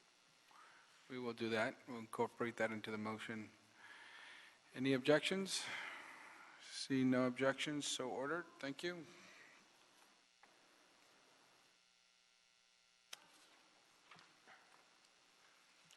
Item number 7. Item 7, Councilman, this is a report from the West LA APC. It's an appeal by Stephen San and Stephen Resnick. It's an appeal on the adequacy of the environmental clearance, the MND, for the construction of a new fraternity house at UCLA and CD5. Welcome. Council members, my name is Jonathan Hershey with the Department of City Planning. I was the hearing officer in this matter. I also represented the department's position in the subsequent appeal. What's before you today is not the entitlements underlying this. This is an appeal of the environmental review action. The appellant has questioned whether or not there was substantial evidence contained within the record to inform the decision makers as to the possible environmental impacts of the proposed project. In the applicant's appeal, they do make mention of a number of other concerns that they have with the entitlement review process, but those are not before you today. So I'm only going to focus my testimony on the environmental review aspects of this. The appellant questioned, the appellant states that the analysis does not contain an adequate greenhouse gas analysis, nor an adequate air quality analysis. On examination of the administrative record, there was in fact an air quality analysis that had been submitted to the administrative record in time for staff to have completed their air quality determination. That technical analysis was not cited in the initial study, but staff did make an informed decision as to the potential for air quality impacts associated with this project. However, in response to the appeal, the applicant commissioned a new and revised air quality study in order to specifically examine and look at some of the points raised by the appellant in their appeal. The new air quality study also contains a specific section regarding greenhouse gases and greenhouse gas analysis. On review of the study, we were able to determine that the conclusions originally reached were founded. There are no significant impacts associated with air quality impact or greenhouse gas emissions. The third point that the appellant raises is that the project description for this matter is inaccurate. The project description characterizes this as a 22-unit fraternity house. The appellant disagrees that based on the way this project is presented and conditioned, this is not a fraternity house, this is a dormitory. Council members, this is a matter of semantics. As far as the environmental review is concerned, whether this operates as a dormitory or a fraternity is irrelevant. The expected intensity of use and the types of use that resulting in environmental impacts are not distinguishable, and therefore the project description for the purposes of environmental review is sufficient. The last point that the appellant brings up in their appeal is regarding the secondary impacts of parking. The appellant asserts that because this is operating, or this would be operated more as a dormitory rather than a fraternity, that the project will result in a deficient number of parking spaces relative to their actual demand. This project has not sought any deviations from parking. The project is going to be fully parked according to code per fraternity house use. The parking requirements of the municipal code does not distinguish between a fraternity house or a dormitory, and so the number of parking spaces is exactly the same. So, council members, I would recommend to you that this appeal be denied. And in doing so, I would also recommend that you adopt the following findings. These findings were recommended to us by the applicant, and I'm going to read them into the record for you. So there are 4 findings. The first finding is that there is no substantial evidence in the record supporting the appellant's claim that greenhouse gas emissions may have a significant effect on the environment. Mere speculation that greenhouse gas emissions caused by the project may have a significant effect on the environment is not substantial evidence. 2, a conclusory statement in the appeal that traffic, air quality, and emergency vehicles are heavily impacted or heavily impaired in the UCLA area and contribute to cumulative impacts in these areas without any analysis is not substantial evidence to support a conclusion that the project has deficient parking or that the project may have significant effect on the environment. 3, there is substantial evidence in the record, i.e. the March 2015 Meridian Consultants Air Quality Study and the October 26, 2016 Meridian Consultants Updated and Expanded Report, including a detailed study of the potential effects of greenhouse gas emissions caused by the project, is substantial evidence to support the conclusion that there are no significant environmental effects associated with air quality and greenhouse gases caused by the project. And finally, that the lead agency has determined that the mitigation measures incorporated into ENV 2014-1094-M&D as revised will reduce any potential significant adverse effects to a less than significant level. Thank you. Stephen San and Dean Walraff, the appellant and appellant rep. Good afternoon, council members. Thank you for hearing the appeal. I will talk for just a couple minutes about a very narrow issue having to do with CEQA. I'm Dean Walraff from Advocates for the Environment, the lawyer for appellants Stephen San and Stephen Resnick. There's already a lawsuit filed on the underlying entitlements. So if the mitigated negative declaration, which is what's being appealed, is approved, we'll probably add claims about that. The majority of the claims in the appeal are still valid. The one that's radically changed is the greenhouse gas analysis, which you heard about just now. Instead of so the mitigated negative declaration was changed between the appeal and now. And what happened was the mitigation, the conclusion that the greenhouse gas effects of the project might be significant without mitigation was removed, and it just said not significant. And a mitigation measure that was totally ineffective was removed, and both of those are good things. But the issue that's really being set up for the courts, greenhouse gas analysis now says the effects of this project will not be significant because the LA Green Plan has been adopted by the city. And what's being set up for the court case is whether that adoption means that every project approved in the city of Los Angeles will therefore have insignificant greenhouse gas emissions because it must comply with the LA Green Plan. So the sort of scaffolding for that conclusion for here is not really present in the documents that have been filed, and I'm urging you to go back and rethink that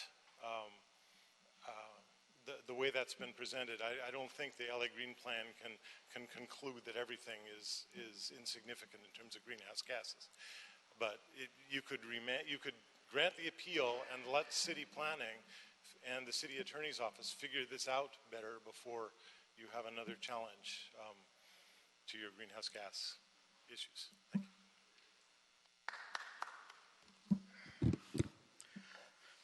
Good afternoon, council members. My name is Stephen San. I'm one of the two appellants. I'm here also on behalf of Mr. Stephen Resnick, who is traveling for the Thanksgiving holiday.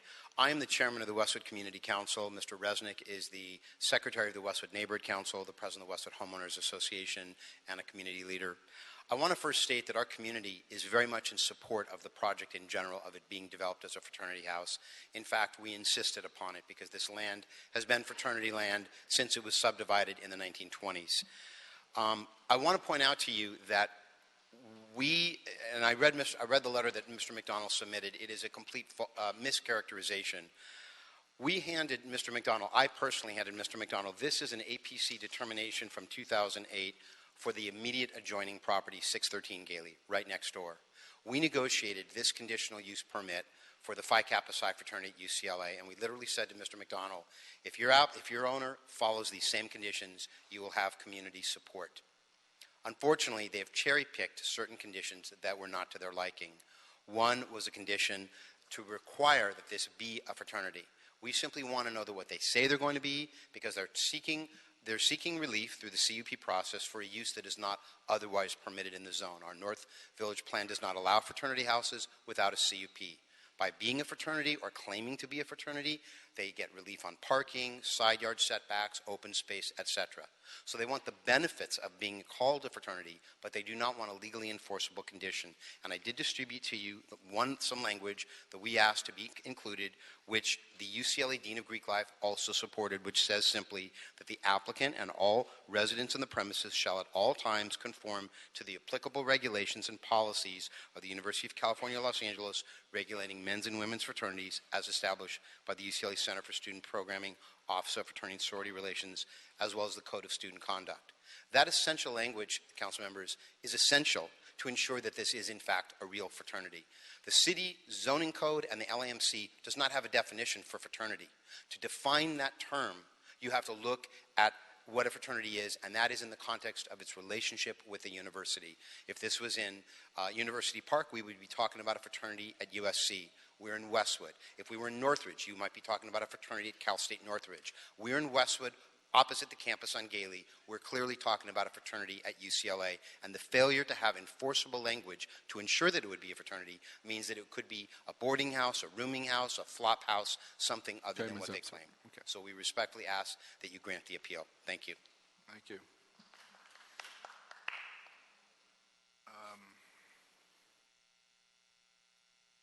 For the applicants, we have Kevin McDonald, Chris Karikian, and Stephen Copen as the applicant.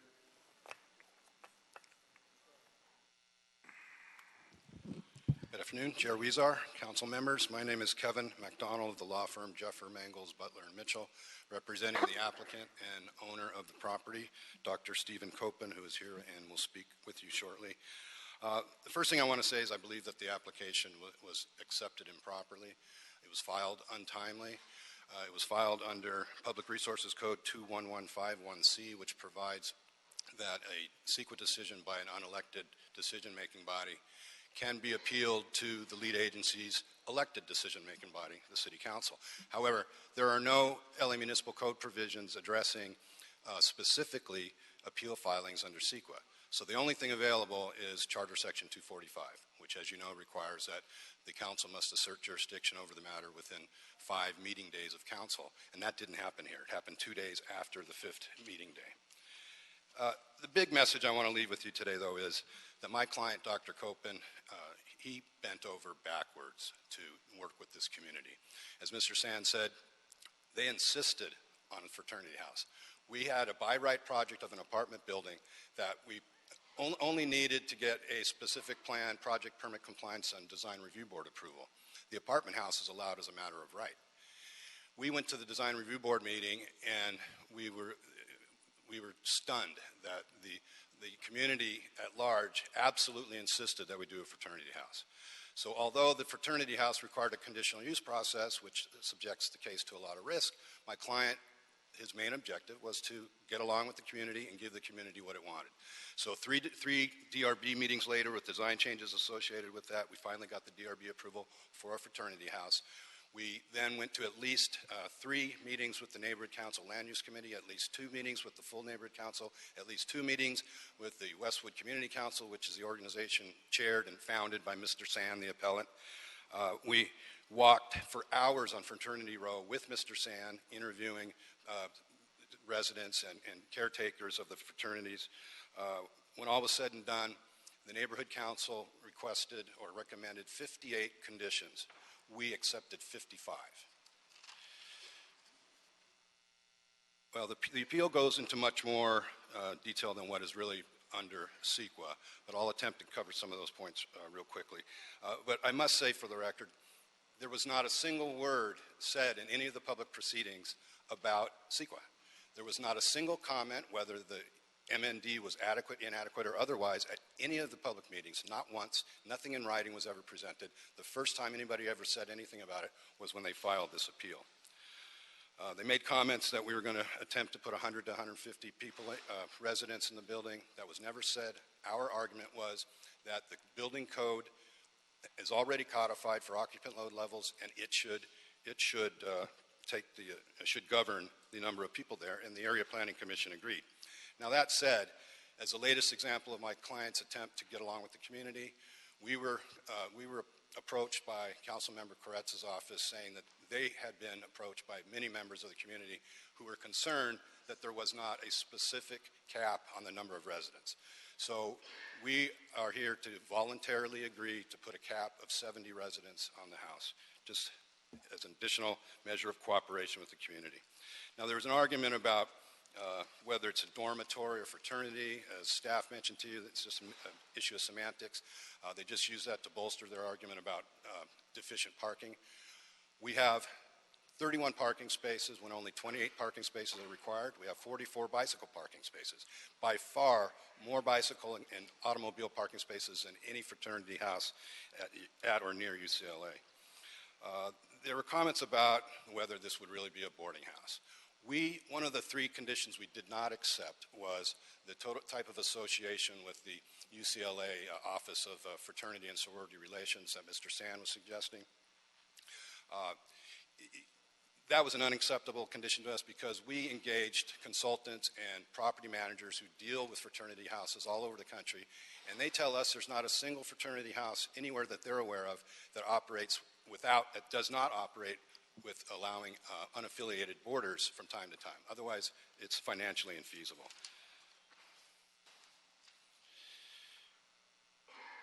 There was also comments in the appeal about inappropriate notice for the zoning administrator's case. My papers have all kinds of evidence in there that public notice for the zoning administrator's case was followed to the T. And finally, you will hear from Meridian Consultants after me. They're the consultants who did our initial air quality study. In response to the comments in the appeal, we asked Meridian to go back and enhance that with greenhouse gas emission studies. And I just want to say that I submitted 6 copies of that updated report here today because there were just a couple of typos that it corrected. All right, thank you. With that, I urge you to deny the appeal and adopt the MND as revised and the findings that were read into the record. Thank you. Chris Karikian and Stephen Copen.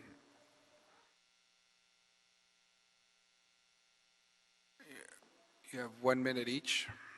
Your rep spoke for 5 minutes.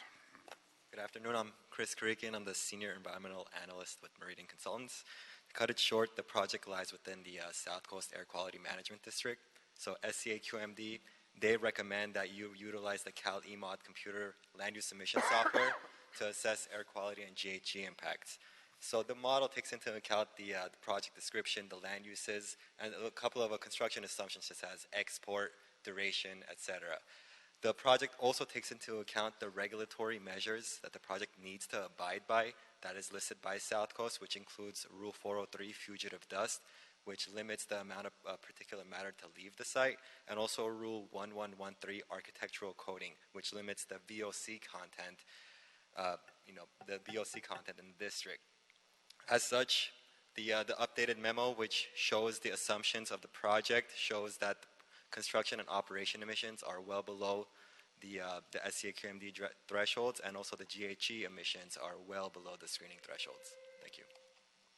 Thank you. Stephen Copen. I'm the manager of the LLC that owns the lot. We tried very hard to listen to the members of the community. We attended 4 design review board meetings, about 4 meetings of the Land Use Committee of the Westwood Neighborhood Council, at least 2 meetings of the Westwood Neighborhood Council, the Westwood Community Council's meeting, and walked the street with Mr. Sands on 2 separate occasions. And every step of the way, Mr. Sands has found a reason to oppose the project and to come up with some excuse to slow its development. The project meets 2 of the goals that the newspaper would say Governor Brown has: to provide inexpensive housing for Californians. Fraternities generally rent rooms at lower rates than the University of California dormitories across the street, and the California government wants to educate kids, and they say the regents of the University of California publish that the children do better if they live in close proximity to the college. We can provide less expensive housing in close proximity right across the street from UCLA, and we will help the community this way. And we should not be further slowed and stymied by Mr. Sands' CEQA lawsuit, which just shows bad will and lack of sincerity to everything we tried to negotiate with him in the meetings up until now. Thank you for hearing our case. Thank you. Alex Gorelnik, Gianni Novo, Nagme Makani. Hi, my name is Alex Gorelnik. I'm a member of the Westwood community. I've grown up there, went to school locally, and also UCLA graduate. We're all very excited about getting this building finally built, and it's very sad that we've been opposed so many times for so many insignificant, minor reasons for financial gain, to be quite honest. This is a big, tremendous waste of energy and resources, and I hope that we can finally get past this and build a building that definitely needs to be there. Thank you.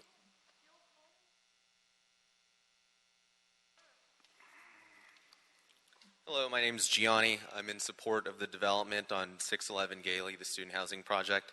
The applicant has shown tremendous cooperation with the community. He's listened to the community's input.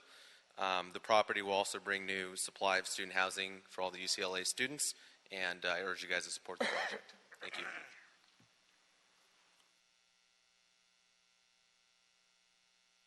Good afternoon, the board and Mr. Wizar. My name is Nagme Makhani. My husband and I have attempted to cooperate with the community throughout the nearly 3 years process. Early in this process, we were promised by Mr. Sands that he would not let the building being built. We do not see any reason for the appellant to hinder our effort every step of the way. Thank you. Thank you. Faisal Al-Sadi from Council District 5. Council members, good afternoon. Faisal Al-Sari here on behalf of Councilmember Koretz.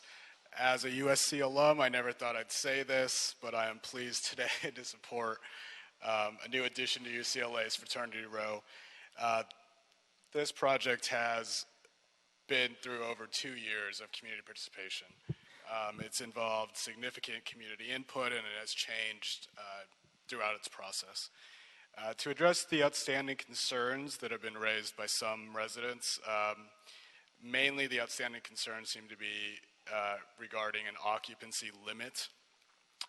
There were a few residents that stated that the fraternity house next door had an occupancy limit. In reviewing those conditions, there is not an occupancy limit on the fraternity next door. However, we did reach out to the applicant to address this concern. Normally, occupancy is set by the fire department, which in this case is a very high number and obviously was of concern to the community.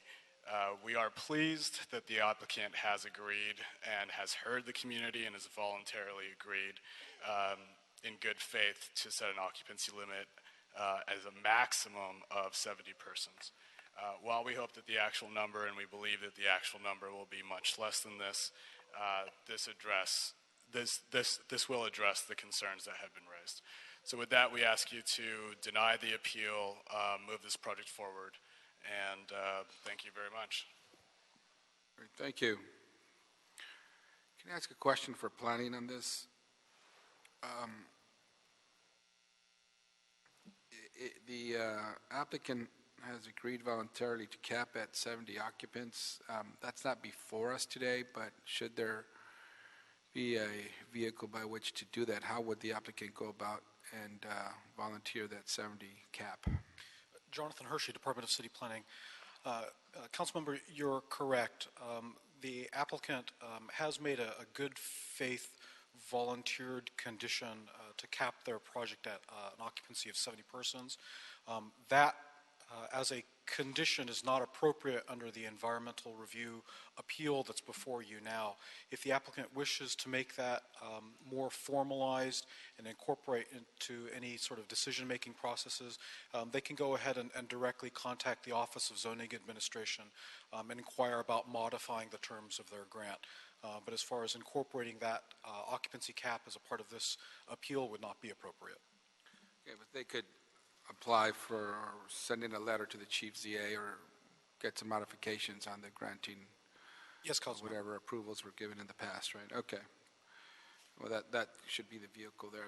Any other questions or comments? Okay.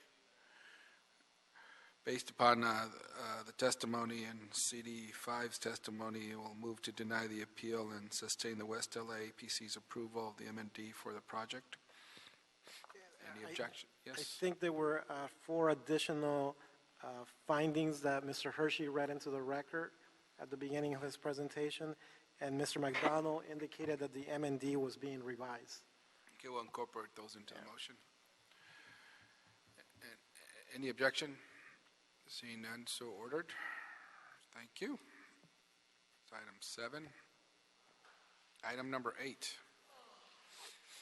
Item 8, Councilman, this is a report from the Cultural Heritage Commission relative to the inclusion of the Lytton Savings as a historic cultural monument in CD4. Welcome. Yes, good afternoon again. Ken Bernstein with Department of City Planning. Yes, this is the Historic Cultural Monument application for Lytton Savings, located 8150 West Sunset Boulevard. The building was completed in 1960 and is a design of the significant architect Kurt Meyer. It's a 2-story bank building, noteworthy for its distinctive mid-century modern design that blends Googie and new formalist styles.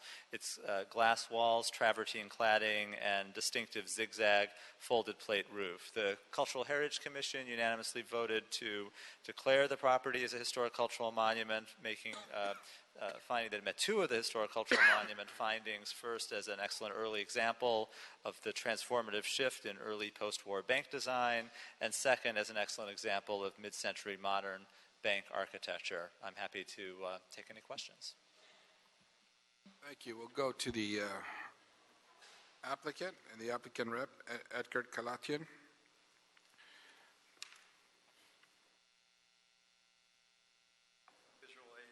We also gave out a little pamphlet, I think. Okay, one second. So we have the applicant rep. Who's going to speak on behalf of the? I'm going to speak for a little while, and then Keith is for a few minutes, for a minute. I represent the property owner, the applicant. Okay. Yeah, we are the Yeah, okay, because I guess this was labeled differently on my speaking cards. Okay. Go ahead. So if you could state your name again for the record, please. Certainly. It's Stephen Luftman with Friends of Lytton Savings. Yeah, got you. So then we have Stephen and Keith Nakata. Nakata. Okay, Keith Nakata. so as the applicants, one of you or both of you could speak for 5 minutes and then one for 1 minute. So however you want to choose to do that. So one could do 5 minutes and then one could do 1 minute, or both do 5, however you wish to do it. Well, why don't we take 5? I think. Why don't we both do 5? Yeah, we'll both do 5. In that case, thank you. No, you can't do 10, though. That's. We can't? Oh, okay. I will do it, and he will go for another minute plus whatever extra time. I think there'll be a little bit extra left. I think we can be brief. This is a very worthy building. In 1959, a young architect who left war-torn Europe a decade earlier for the opportunities of Los Angeles received his first major commission from an eclectic banker. Kurt Meyer went on to have a huge influence upon his adopted city of Los Angeles in both architecture and at the Community Redevelopment Agency, as head of the Community Redevelopment Agency. Lytton Savings, the building before you, opened in 1960. The eccentric banker was Bart Lytton. Lytton believed in the power of art and egalitarianism. And the banks he commissioned Meyer to build, and there were 5 of them across California, reflected that. Of the buildings Kurt Meyer built, and there were many more than this, he considered this to be his most important. It shaped his career. As head of the CRA, Meyer laid the groundwork for the Renaissance downtown Los Angeles is now experiencing. He brought about the Japanese Village Plaza, retained Broadway as an He retained Broadway as an ethnic shopping street. He saved the downtown Central Library from demolition, created elderly and market rate housing on Bunker Hill. The experts all agree on this innovative Lincoln Savings building's importance to Los Angeles architecture. It's an eclectic example of mid-century, modern, and googie architecture designed to stand out on the Sunset Strip, with its zigzag concrete roof that soars over the public banking floor and its unique use of integrated artworks. The CHC voted unanimously for this HCM. Commissioner Barry Malofsky called it a no-brainer. Commissioner Jeremy Irvine said, "I find it shocking and sad that a commercial building like this, which was so groundbreaking, would be threatened. Even the EIR for the project establishes it as a historic resource." Not only did Survey LA deem this building eligible for a HCM, Lytton Savings is on the cover of the Hollywood Report. In 1965, the New York Times called this building a breathtaking architecture dedicated to the financial services of Mr. Lytton. At the end of the CHC hearing, Richard Barron, the president of the CHC, said, "Hopefully the powers that be will be enlightened by our recommendation and make this a monument." Council members, you are those powers. I urge you to do the right thing, honor this building and its architect who have so honorably served our city, and add this building to the list of Los Angeles historic cultural monuments. And I wanted to add one more thing. I'm sure that the owners, the developers, will say that it's too late. You already approved a project that includes the destruction of this building. Approval of this HCM would not necessarily preclude that project. It will require a higher level of review, and it would encourage the relocation of the building, which the developer already has agreed to look into. Thank you. Hi, good afternoon. Keith Nakata. I'm just going to fill in with some comments regarding the Cultural Heritage Commission speaking about the integrity of the building. Expert Richard Barron, the CHC president, said, "In my mind, this building has maintained its integrity to be worthy of supported as a monument." I think it's a very interesting building Kurt Meyer was a talented architect. I think that this was maybe one of his best examples of his work. Commissioner Barry Malosky, an architectural expert, also said, one of the things we typically look at is its character-defining features, and this building has probably 90% of the character-defining features intact. Commissioner Jeremy Irvine, I find it shocking and sad that a commercial building like this, which was so groundbreaking, would be threatened.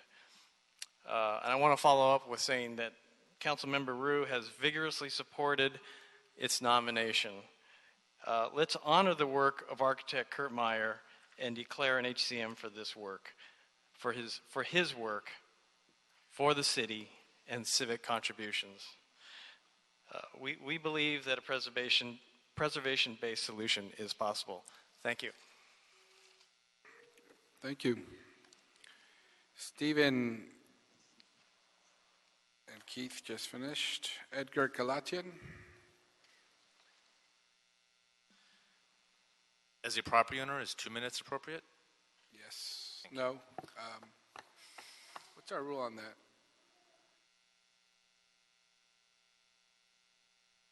Terry Kaufman, Messiah City Attorney's Office.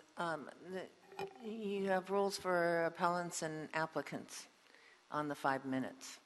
So, but you have discretion if you feel that, you know, the property owner in this instance with the monument, which is before you in a slightly different procedure, can get a little extra time. Yeah, just given that the way our rules are that property owners, anybody could nominate a structure for to be historical, the property owner should be given an opportunity to respond. So 5 minutes, equal time. Thanks. Thank you. Edgar Kalatian with Mayor Brown here on behalf of the applicant. Let me make it absolutely clear. We oppose the designation of the bank building because retaining the bank building will make development of the Frank Gehry design project that you approved a month ago infeasible. Less than a month ago, this committee approved a project and certified an EIR that calls for the demolition of the bank building. Extensive mitigation measures for the bank were adopted when you approved the Frank Gehry project that will give the building every form of protection afforded by any cultural heritage designation. As Frank Gehry shared with you at the project's plum hearing, he thoroughly studied the bank building and could not find a way to preserve it because of the bank's profound impacts on parking creation, pedestrian access, and the inability to adaptively reuse the building. Mr. Gehry has had many of his own buildings torn down, and he has not opposed the demolition of his buildings because he understands and respects that change means progress. The EIR that the City Council certified concluded, albeit conservatively, that the bank building deserved to be designated. However, the City Council concurrently adopted a statement of overriding consideration, concluding that the benefits of the Frank Gehry design project outweigh preserving the bank building. The decision has been made. City staffers have been quoted as saying that the bank building cannot be saved via a historic monument status. The designation would simply force the developer to spend the next year identifying appropriate mitigation measures for the bank. We have spent the last 3 years identifying and ultimately agreeing to those mitigation measures identified in the EIR that the City Council certified. And 1 more year will only serve to delay the project even further with no added protections.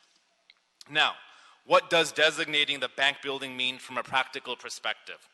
Simply put, it delays construction by up to 360 days.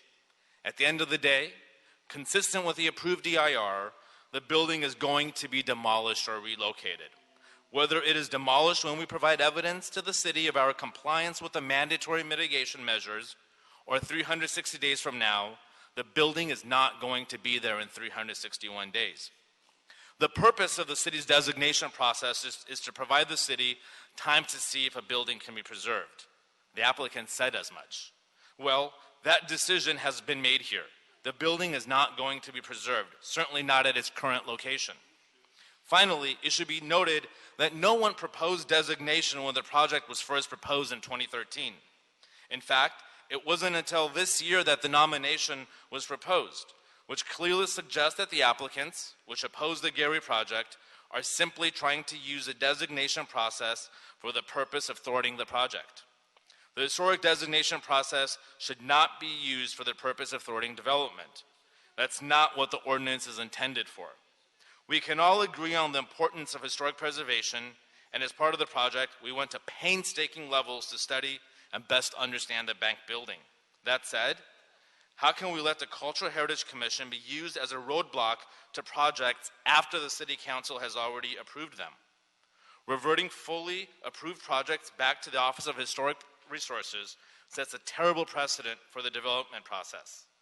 This will have profound impacts throughout the city, in each and every one of your council districts.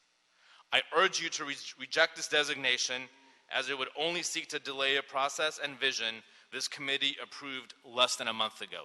Thank you very much. Okay. Ron Miller. Adrian Scott Fine. Nicole Shahinian. Councilmember Huizar, Terry Kaufman, Mesilla City Attorney's Office. I just wanted to point out that what's in front of you today is the monument designation under the Cultural Heritage Ordinance, and the criteria for monument designation is in the staff report. That's what you're looking at today. Okay, let me ask you a question. So I only go by what cards are given to me, and Nicole Shahinian already spoke on an item. Shouldn't that person have spoken at the, what's that called, the thing? The multiple agenda, multiple, if those are the rules. So what I do now when... So the rules are, if you have a multiple agenda, a person who wants to speak on more than one item, they have to get their request in at that time when you're calling that part of the agenda. So they had an opportunity to speak on both at that point, and if they didn't, they didn't. Those are your rules. So did they? Did Nicole submit her cards in the beginning or not?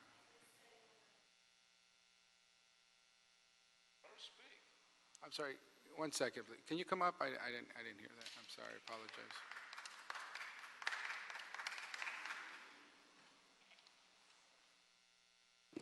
Good afternoon. Yes, I did submit the cards in the beginning, but I wasn't called during the multiple comment period.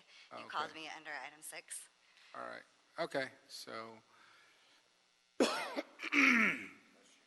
another reason why I don't like these new rules, but what do we? Okay, we'll allow you to speak. That was an error, I guess. Somebody submitted this without recognizing. We'll have you. Okay. So want to speak now after, and then we'll have Adrian Scott Fine come in. Okay. Thank you very much. Nicole Shahinian with the Hollywood Chamber of Commerce. On behalf of the Hollywood Chamber, I'm here to express my strong support for the 8150 project. The Hollywood Chamber recognizes the important balance that must be struck between maintaining the character of Hollywood through preservation of its historical buildings and cultural institutions, and providing new and exciting amenities that will make Hollywood a world-class destination for the future. Through this lens, the Chamber does not believe that the Lytton Bank Building deserves special historic designation. Given the Council's previous approval of the project, the Chamber feels that these issues have already been studied in depth through the full EIR process. Through the City's Council's certification of the EIR and approval of mitigation measures for removing the bank, the Council signaled that the benefits of this project outweigh the saving of the bank structure. We ask that you please move forward with the 8150 project as proposed. Further delays to this project ultimately mean the delay of much-needed affordable housing for our community. Thank you. Thank you. Adrian Scott Fine, Rachel Afalo. Good afternoon, council members. Adrian Scott Fine with the Los Angeles Conservancy. I'm here on behalf of our 6,500 members. We sometimes forget the value of a historic place and how preservation and new development are not mutually exclusive, where old and new can be blended to create great spaces and places. The reason this HCM nomination was initiated and is before you today, finally, is because viable preservation alternatives identified in the EIR process were not adequately considered. That remains a problem for the city in terms of adherence to CEQA, in our opinion. As already has been stated, Cultural Heritage Commission provided you with a unanimous recommendation. The Lytton Savings Building clearly meets the criteria for historic cultural monument status. This is an important issue for the Conservancy. We certainly urge your strong support of this as well. Thank you.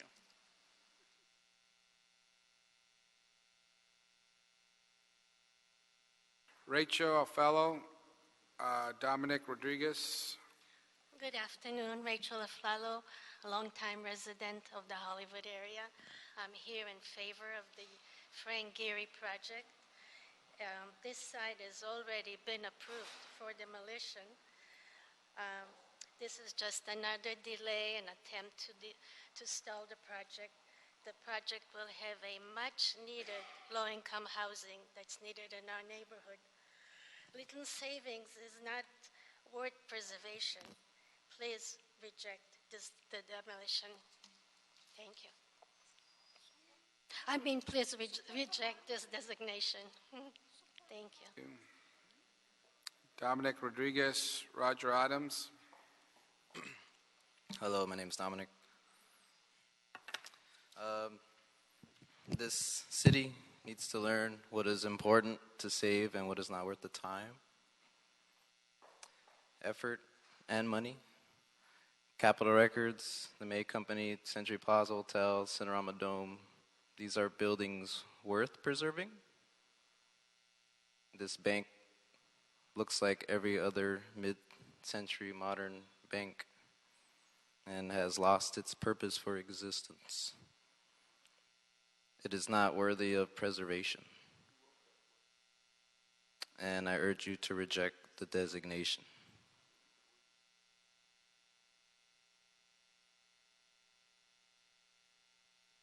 Roger Adams, Felice Kaplan.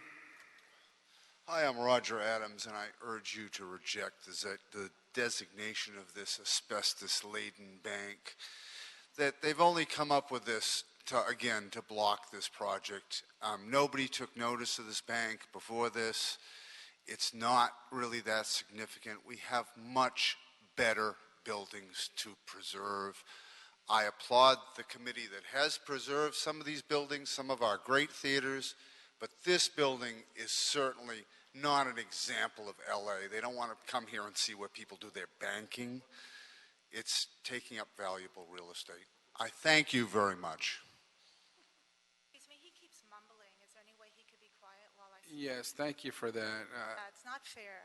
He had his time. Let the record show. And who's mumbling, ma'am? He's mumbling while people are speaking, and it's not fair because he Yeah. already had. It's So a for the puppet. both of you in It's front, one of that- your personalities. Take your medication. So for the two people in front, that's your warning. Not fair. If you continue to do that, we will ask you to leave this meeting. Thank you. Please. Felice Kaplan. Sir, can you, officers, can you remove that guy with the, whatever that thing is? 'Cause you're an We imbecile. ask you not to interfere with the public speakers. You continue to do it. Oh my God. He's got to go. It's not fair. Why can't he leave? It's not fair to me. I have something important to say. He doesn't.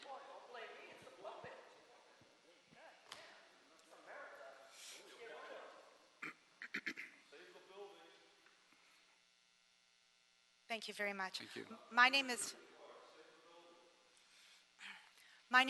Felice Kaplan, and I am not for the bank staying. I'm for Project 8150, and I'm just going to read a little something. Well, we're not here to try to chase the bank away, just trying to understand why it has to stay.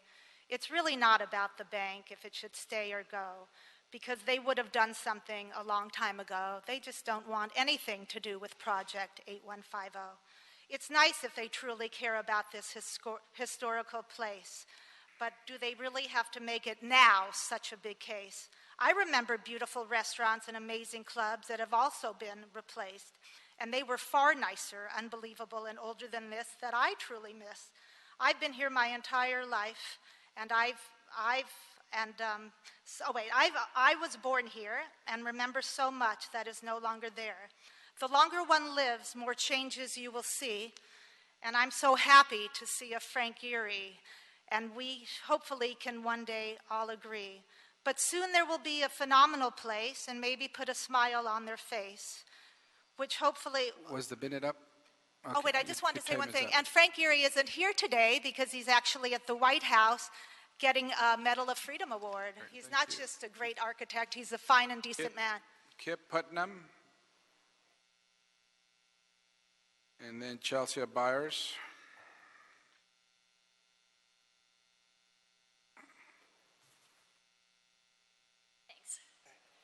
My name is Kip Putnam. I live in the neighborhood in the hills above the Sunset Strip, and I oppose this designation. Just to give you a bit of background, I'm actually a founding member of a historic preservation group in Buffalo, New York. I also live in an 80-year-old house, so I definitely appreciate historic architecture, but I also value new design when it is well done, and I have no doubt that Frank Gehry will present an incredible project, and it would be absolutely criminal if he were discouraged to the point where he walked away from this project, or if we were asking him to clip the corner off of his design. Thank you. Chelsea Byers. Hi there, I'm Chelsea Byers. Preservation is certainly an important conversation when it comes to community, when it serves the community and provides strong connection to important elements of our past. And to inform our collective paths forward. But in this case, preservation has no clear value, and what's more, it comes at the expense of our progress.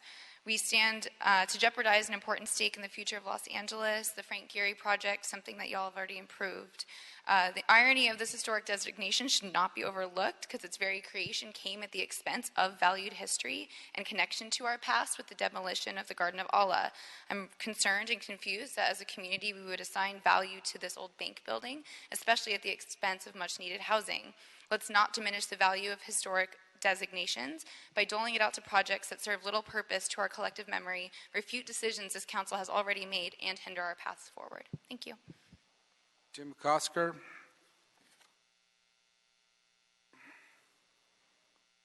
Then La Bombs and Jackson. La Bomba Jackson. Tim McCosker, Glazer Weil, on behalf of 8150, opposing the designation.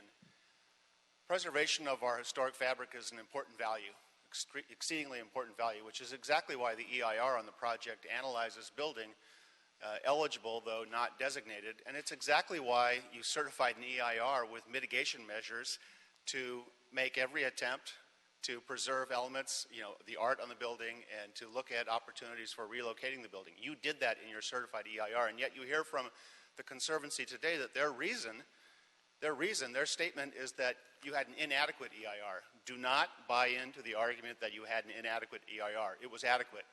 What you are getting with a designation is not a single mitigation measure that will improve the situation for preserving the historic history. What you're getting with a designation, I believe, is a false hope by folks that are going to avail themselves of the 180 days and another 180 days and delay the project that you approved with all of the elements, including the affordable housing. So this is an Alice in Wonderland down the rabbit hole moment for you all, and you have to reject it. Thank you.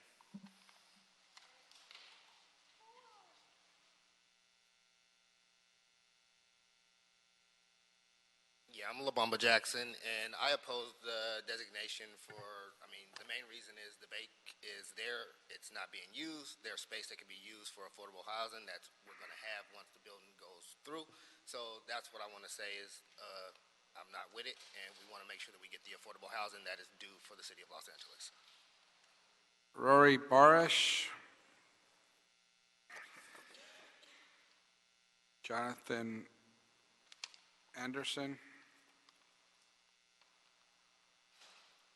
Go ahead. In this notion to Manhattanize LA, we are losing its history and culture. If we allow this to happen, there will be no more LA skyline filled with light.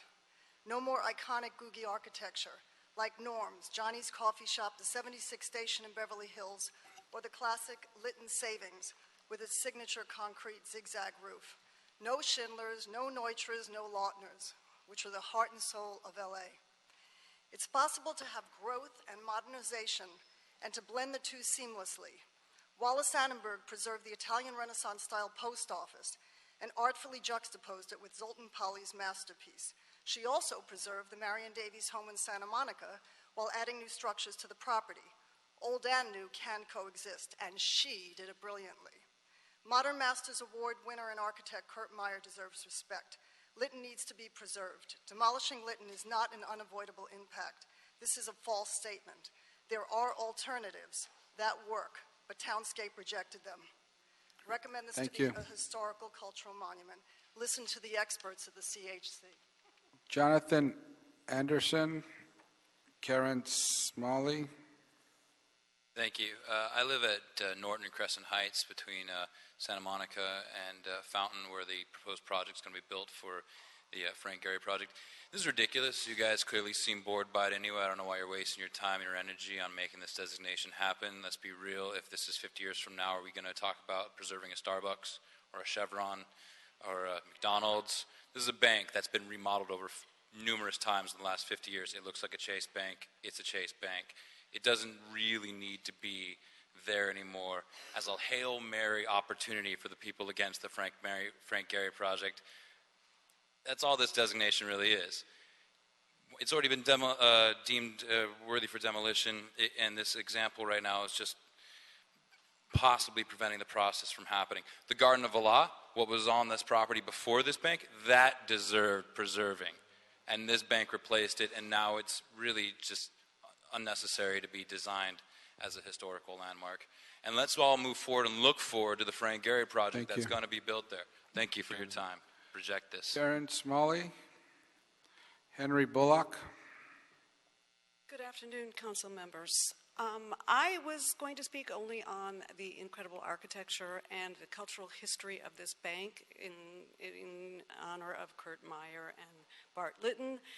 However, since the whole issue of the 8150 project has come up, I'm going to say what I thought I should not say, which is that this historic designation was delayed twice. It was delayed before the Historical Cultural Commission, and now it was delayed at the meeting where 8150 was approved. It was on the agenda, and it was delayed. So when the developer, when Townsend comes up and says that you already approved it, that should never have happened.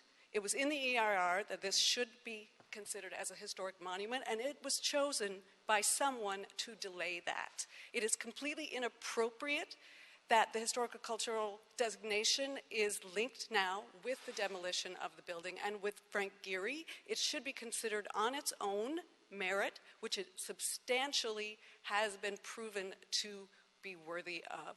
It is not appropriate to take Frank Gehry's. All right, my time is up. I thank you for your consideration. Henry Bullock, not here. Denise Jones,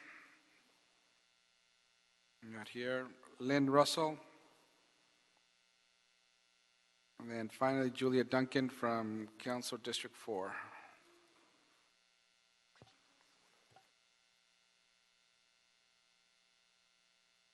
Good afternoon, council members. Lynn Russell. I've taken the liberty to prepare a list of 20-plus significant historical monuments that have been designated at the local, state, and national level that are in a 5-block radius of 8150. As the CHC is the city's designated eyes and ears for this committee, I'm encouraging that you consider this your opportunity to follow their unanimous decision to preserve in place the Kurt Meyer Lytton Savings Bank so that it will remain part of our cultural and architectural fabric. This important sense of place can be achieved in conjunction with or to inspire modification of the Gehry design, as has occurred with the Wallace-Annenberg projects and also the LACMA project encompassing the May Company building.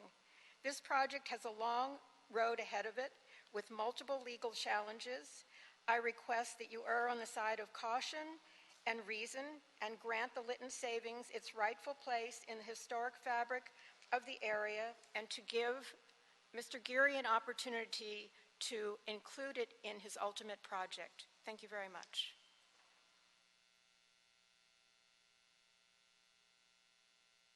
Hello, my name is Denise Brown. It's Denise Jones, it's Denise Brown.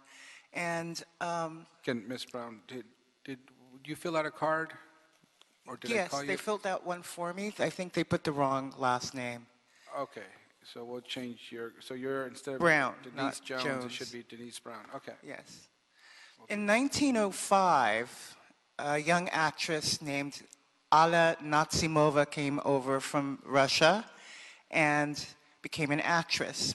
And she was very successful up until the point that she did a movie called Salome.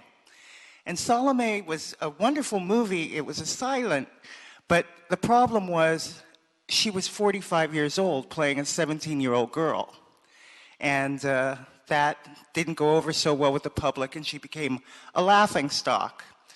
Well, she is the person who actually created the Garden of Allah in 1927. It was bought by Frank Gehry after a series of owners in like 1959, and he demolished the Garden of Allah. I think his building is pedestrian at most. I think it's not very special. It's just not my cup of tea. And Gehry is one of my favorite architects. Like the Natsimova experience, Thank you. sometimes you outgrow. Your time is up. Thank you very much. Julia Duncan, Council District 4.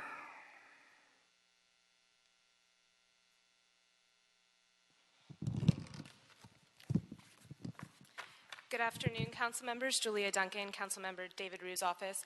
I think there's been a lot of misinformation spoken to here today. Council member Rue fully supports the Cultural Heritage Commission's recommendation of the Lytton Savings Bank as a historical cultural monument. It's one of the most recognizable buildings as one drives down Sunset Boulevard, most notably for its zigzag roof. Its notable features and recognition as an excellent example of 1960s savings and loans bank for its mid-century modern architecture warrant the Cultural Heritage Commission's recommendation.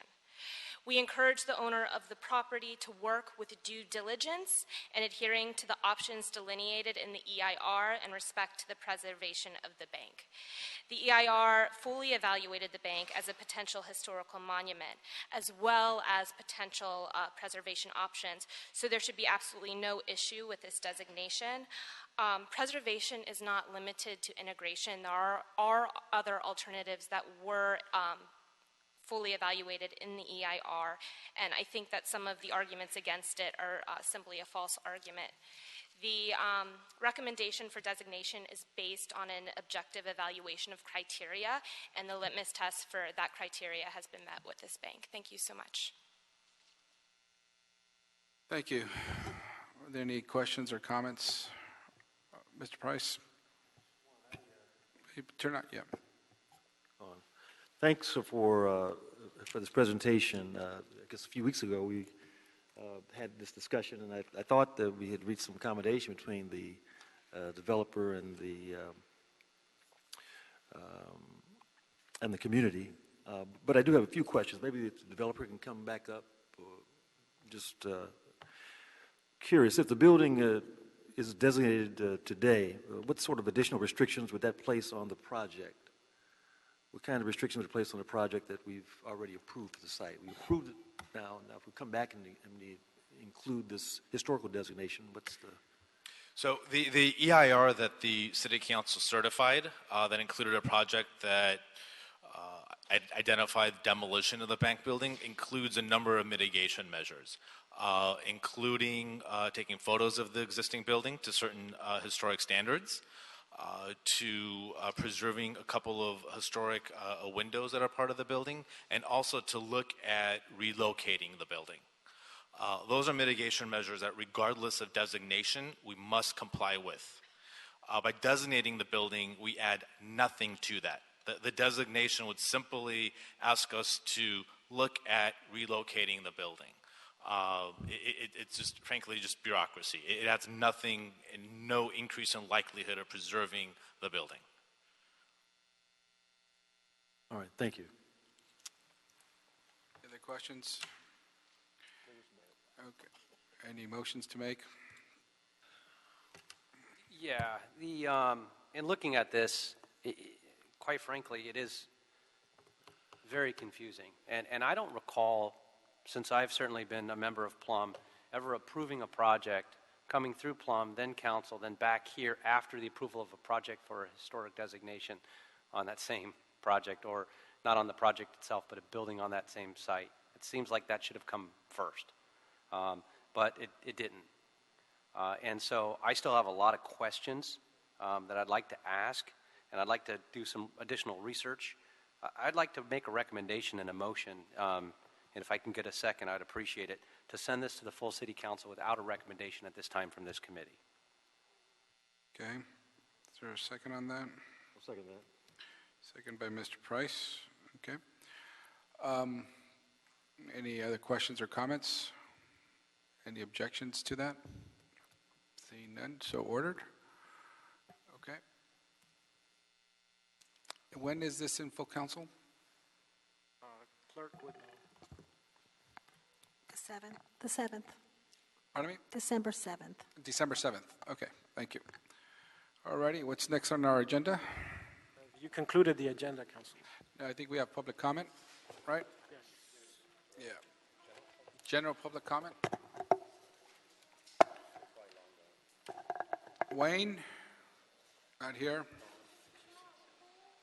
Herman? Okay, hold on one second. Let me clarify the rules. This gentleman spoke earlier on the multi-agenda. Can he still speak on public comment? Yes.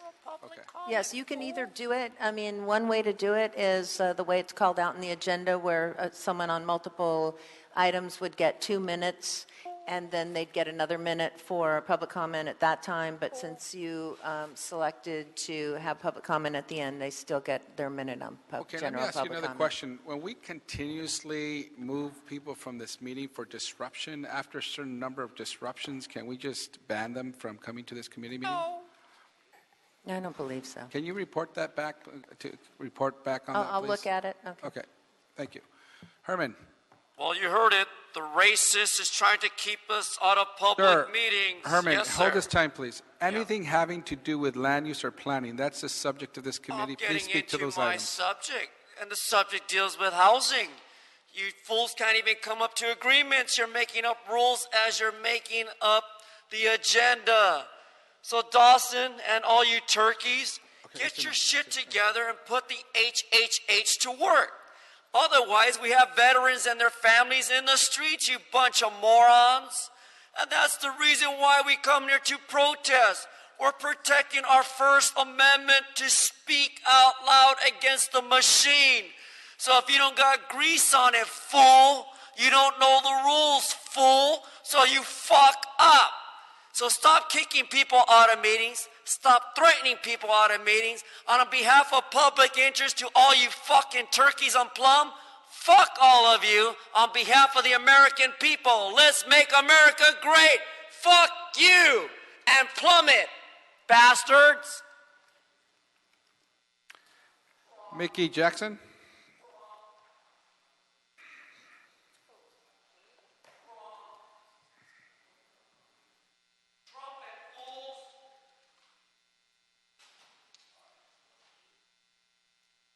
It's getting dark in here. I wanted to talk a little further about GPAs because that's pertinent here. GPAs are, as I pointed out before, not legal.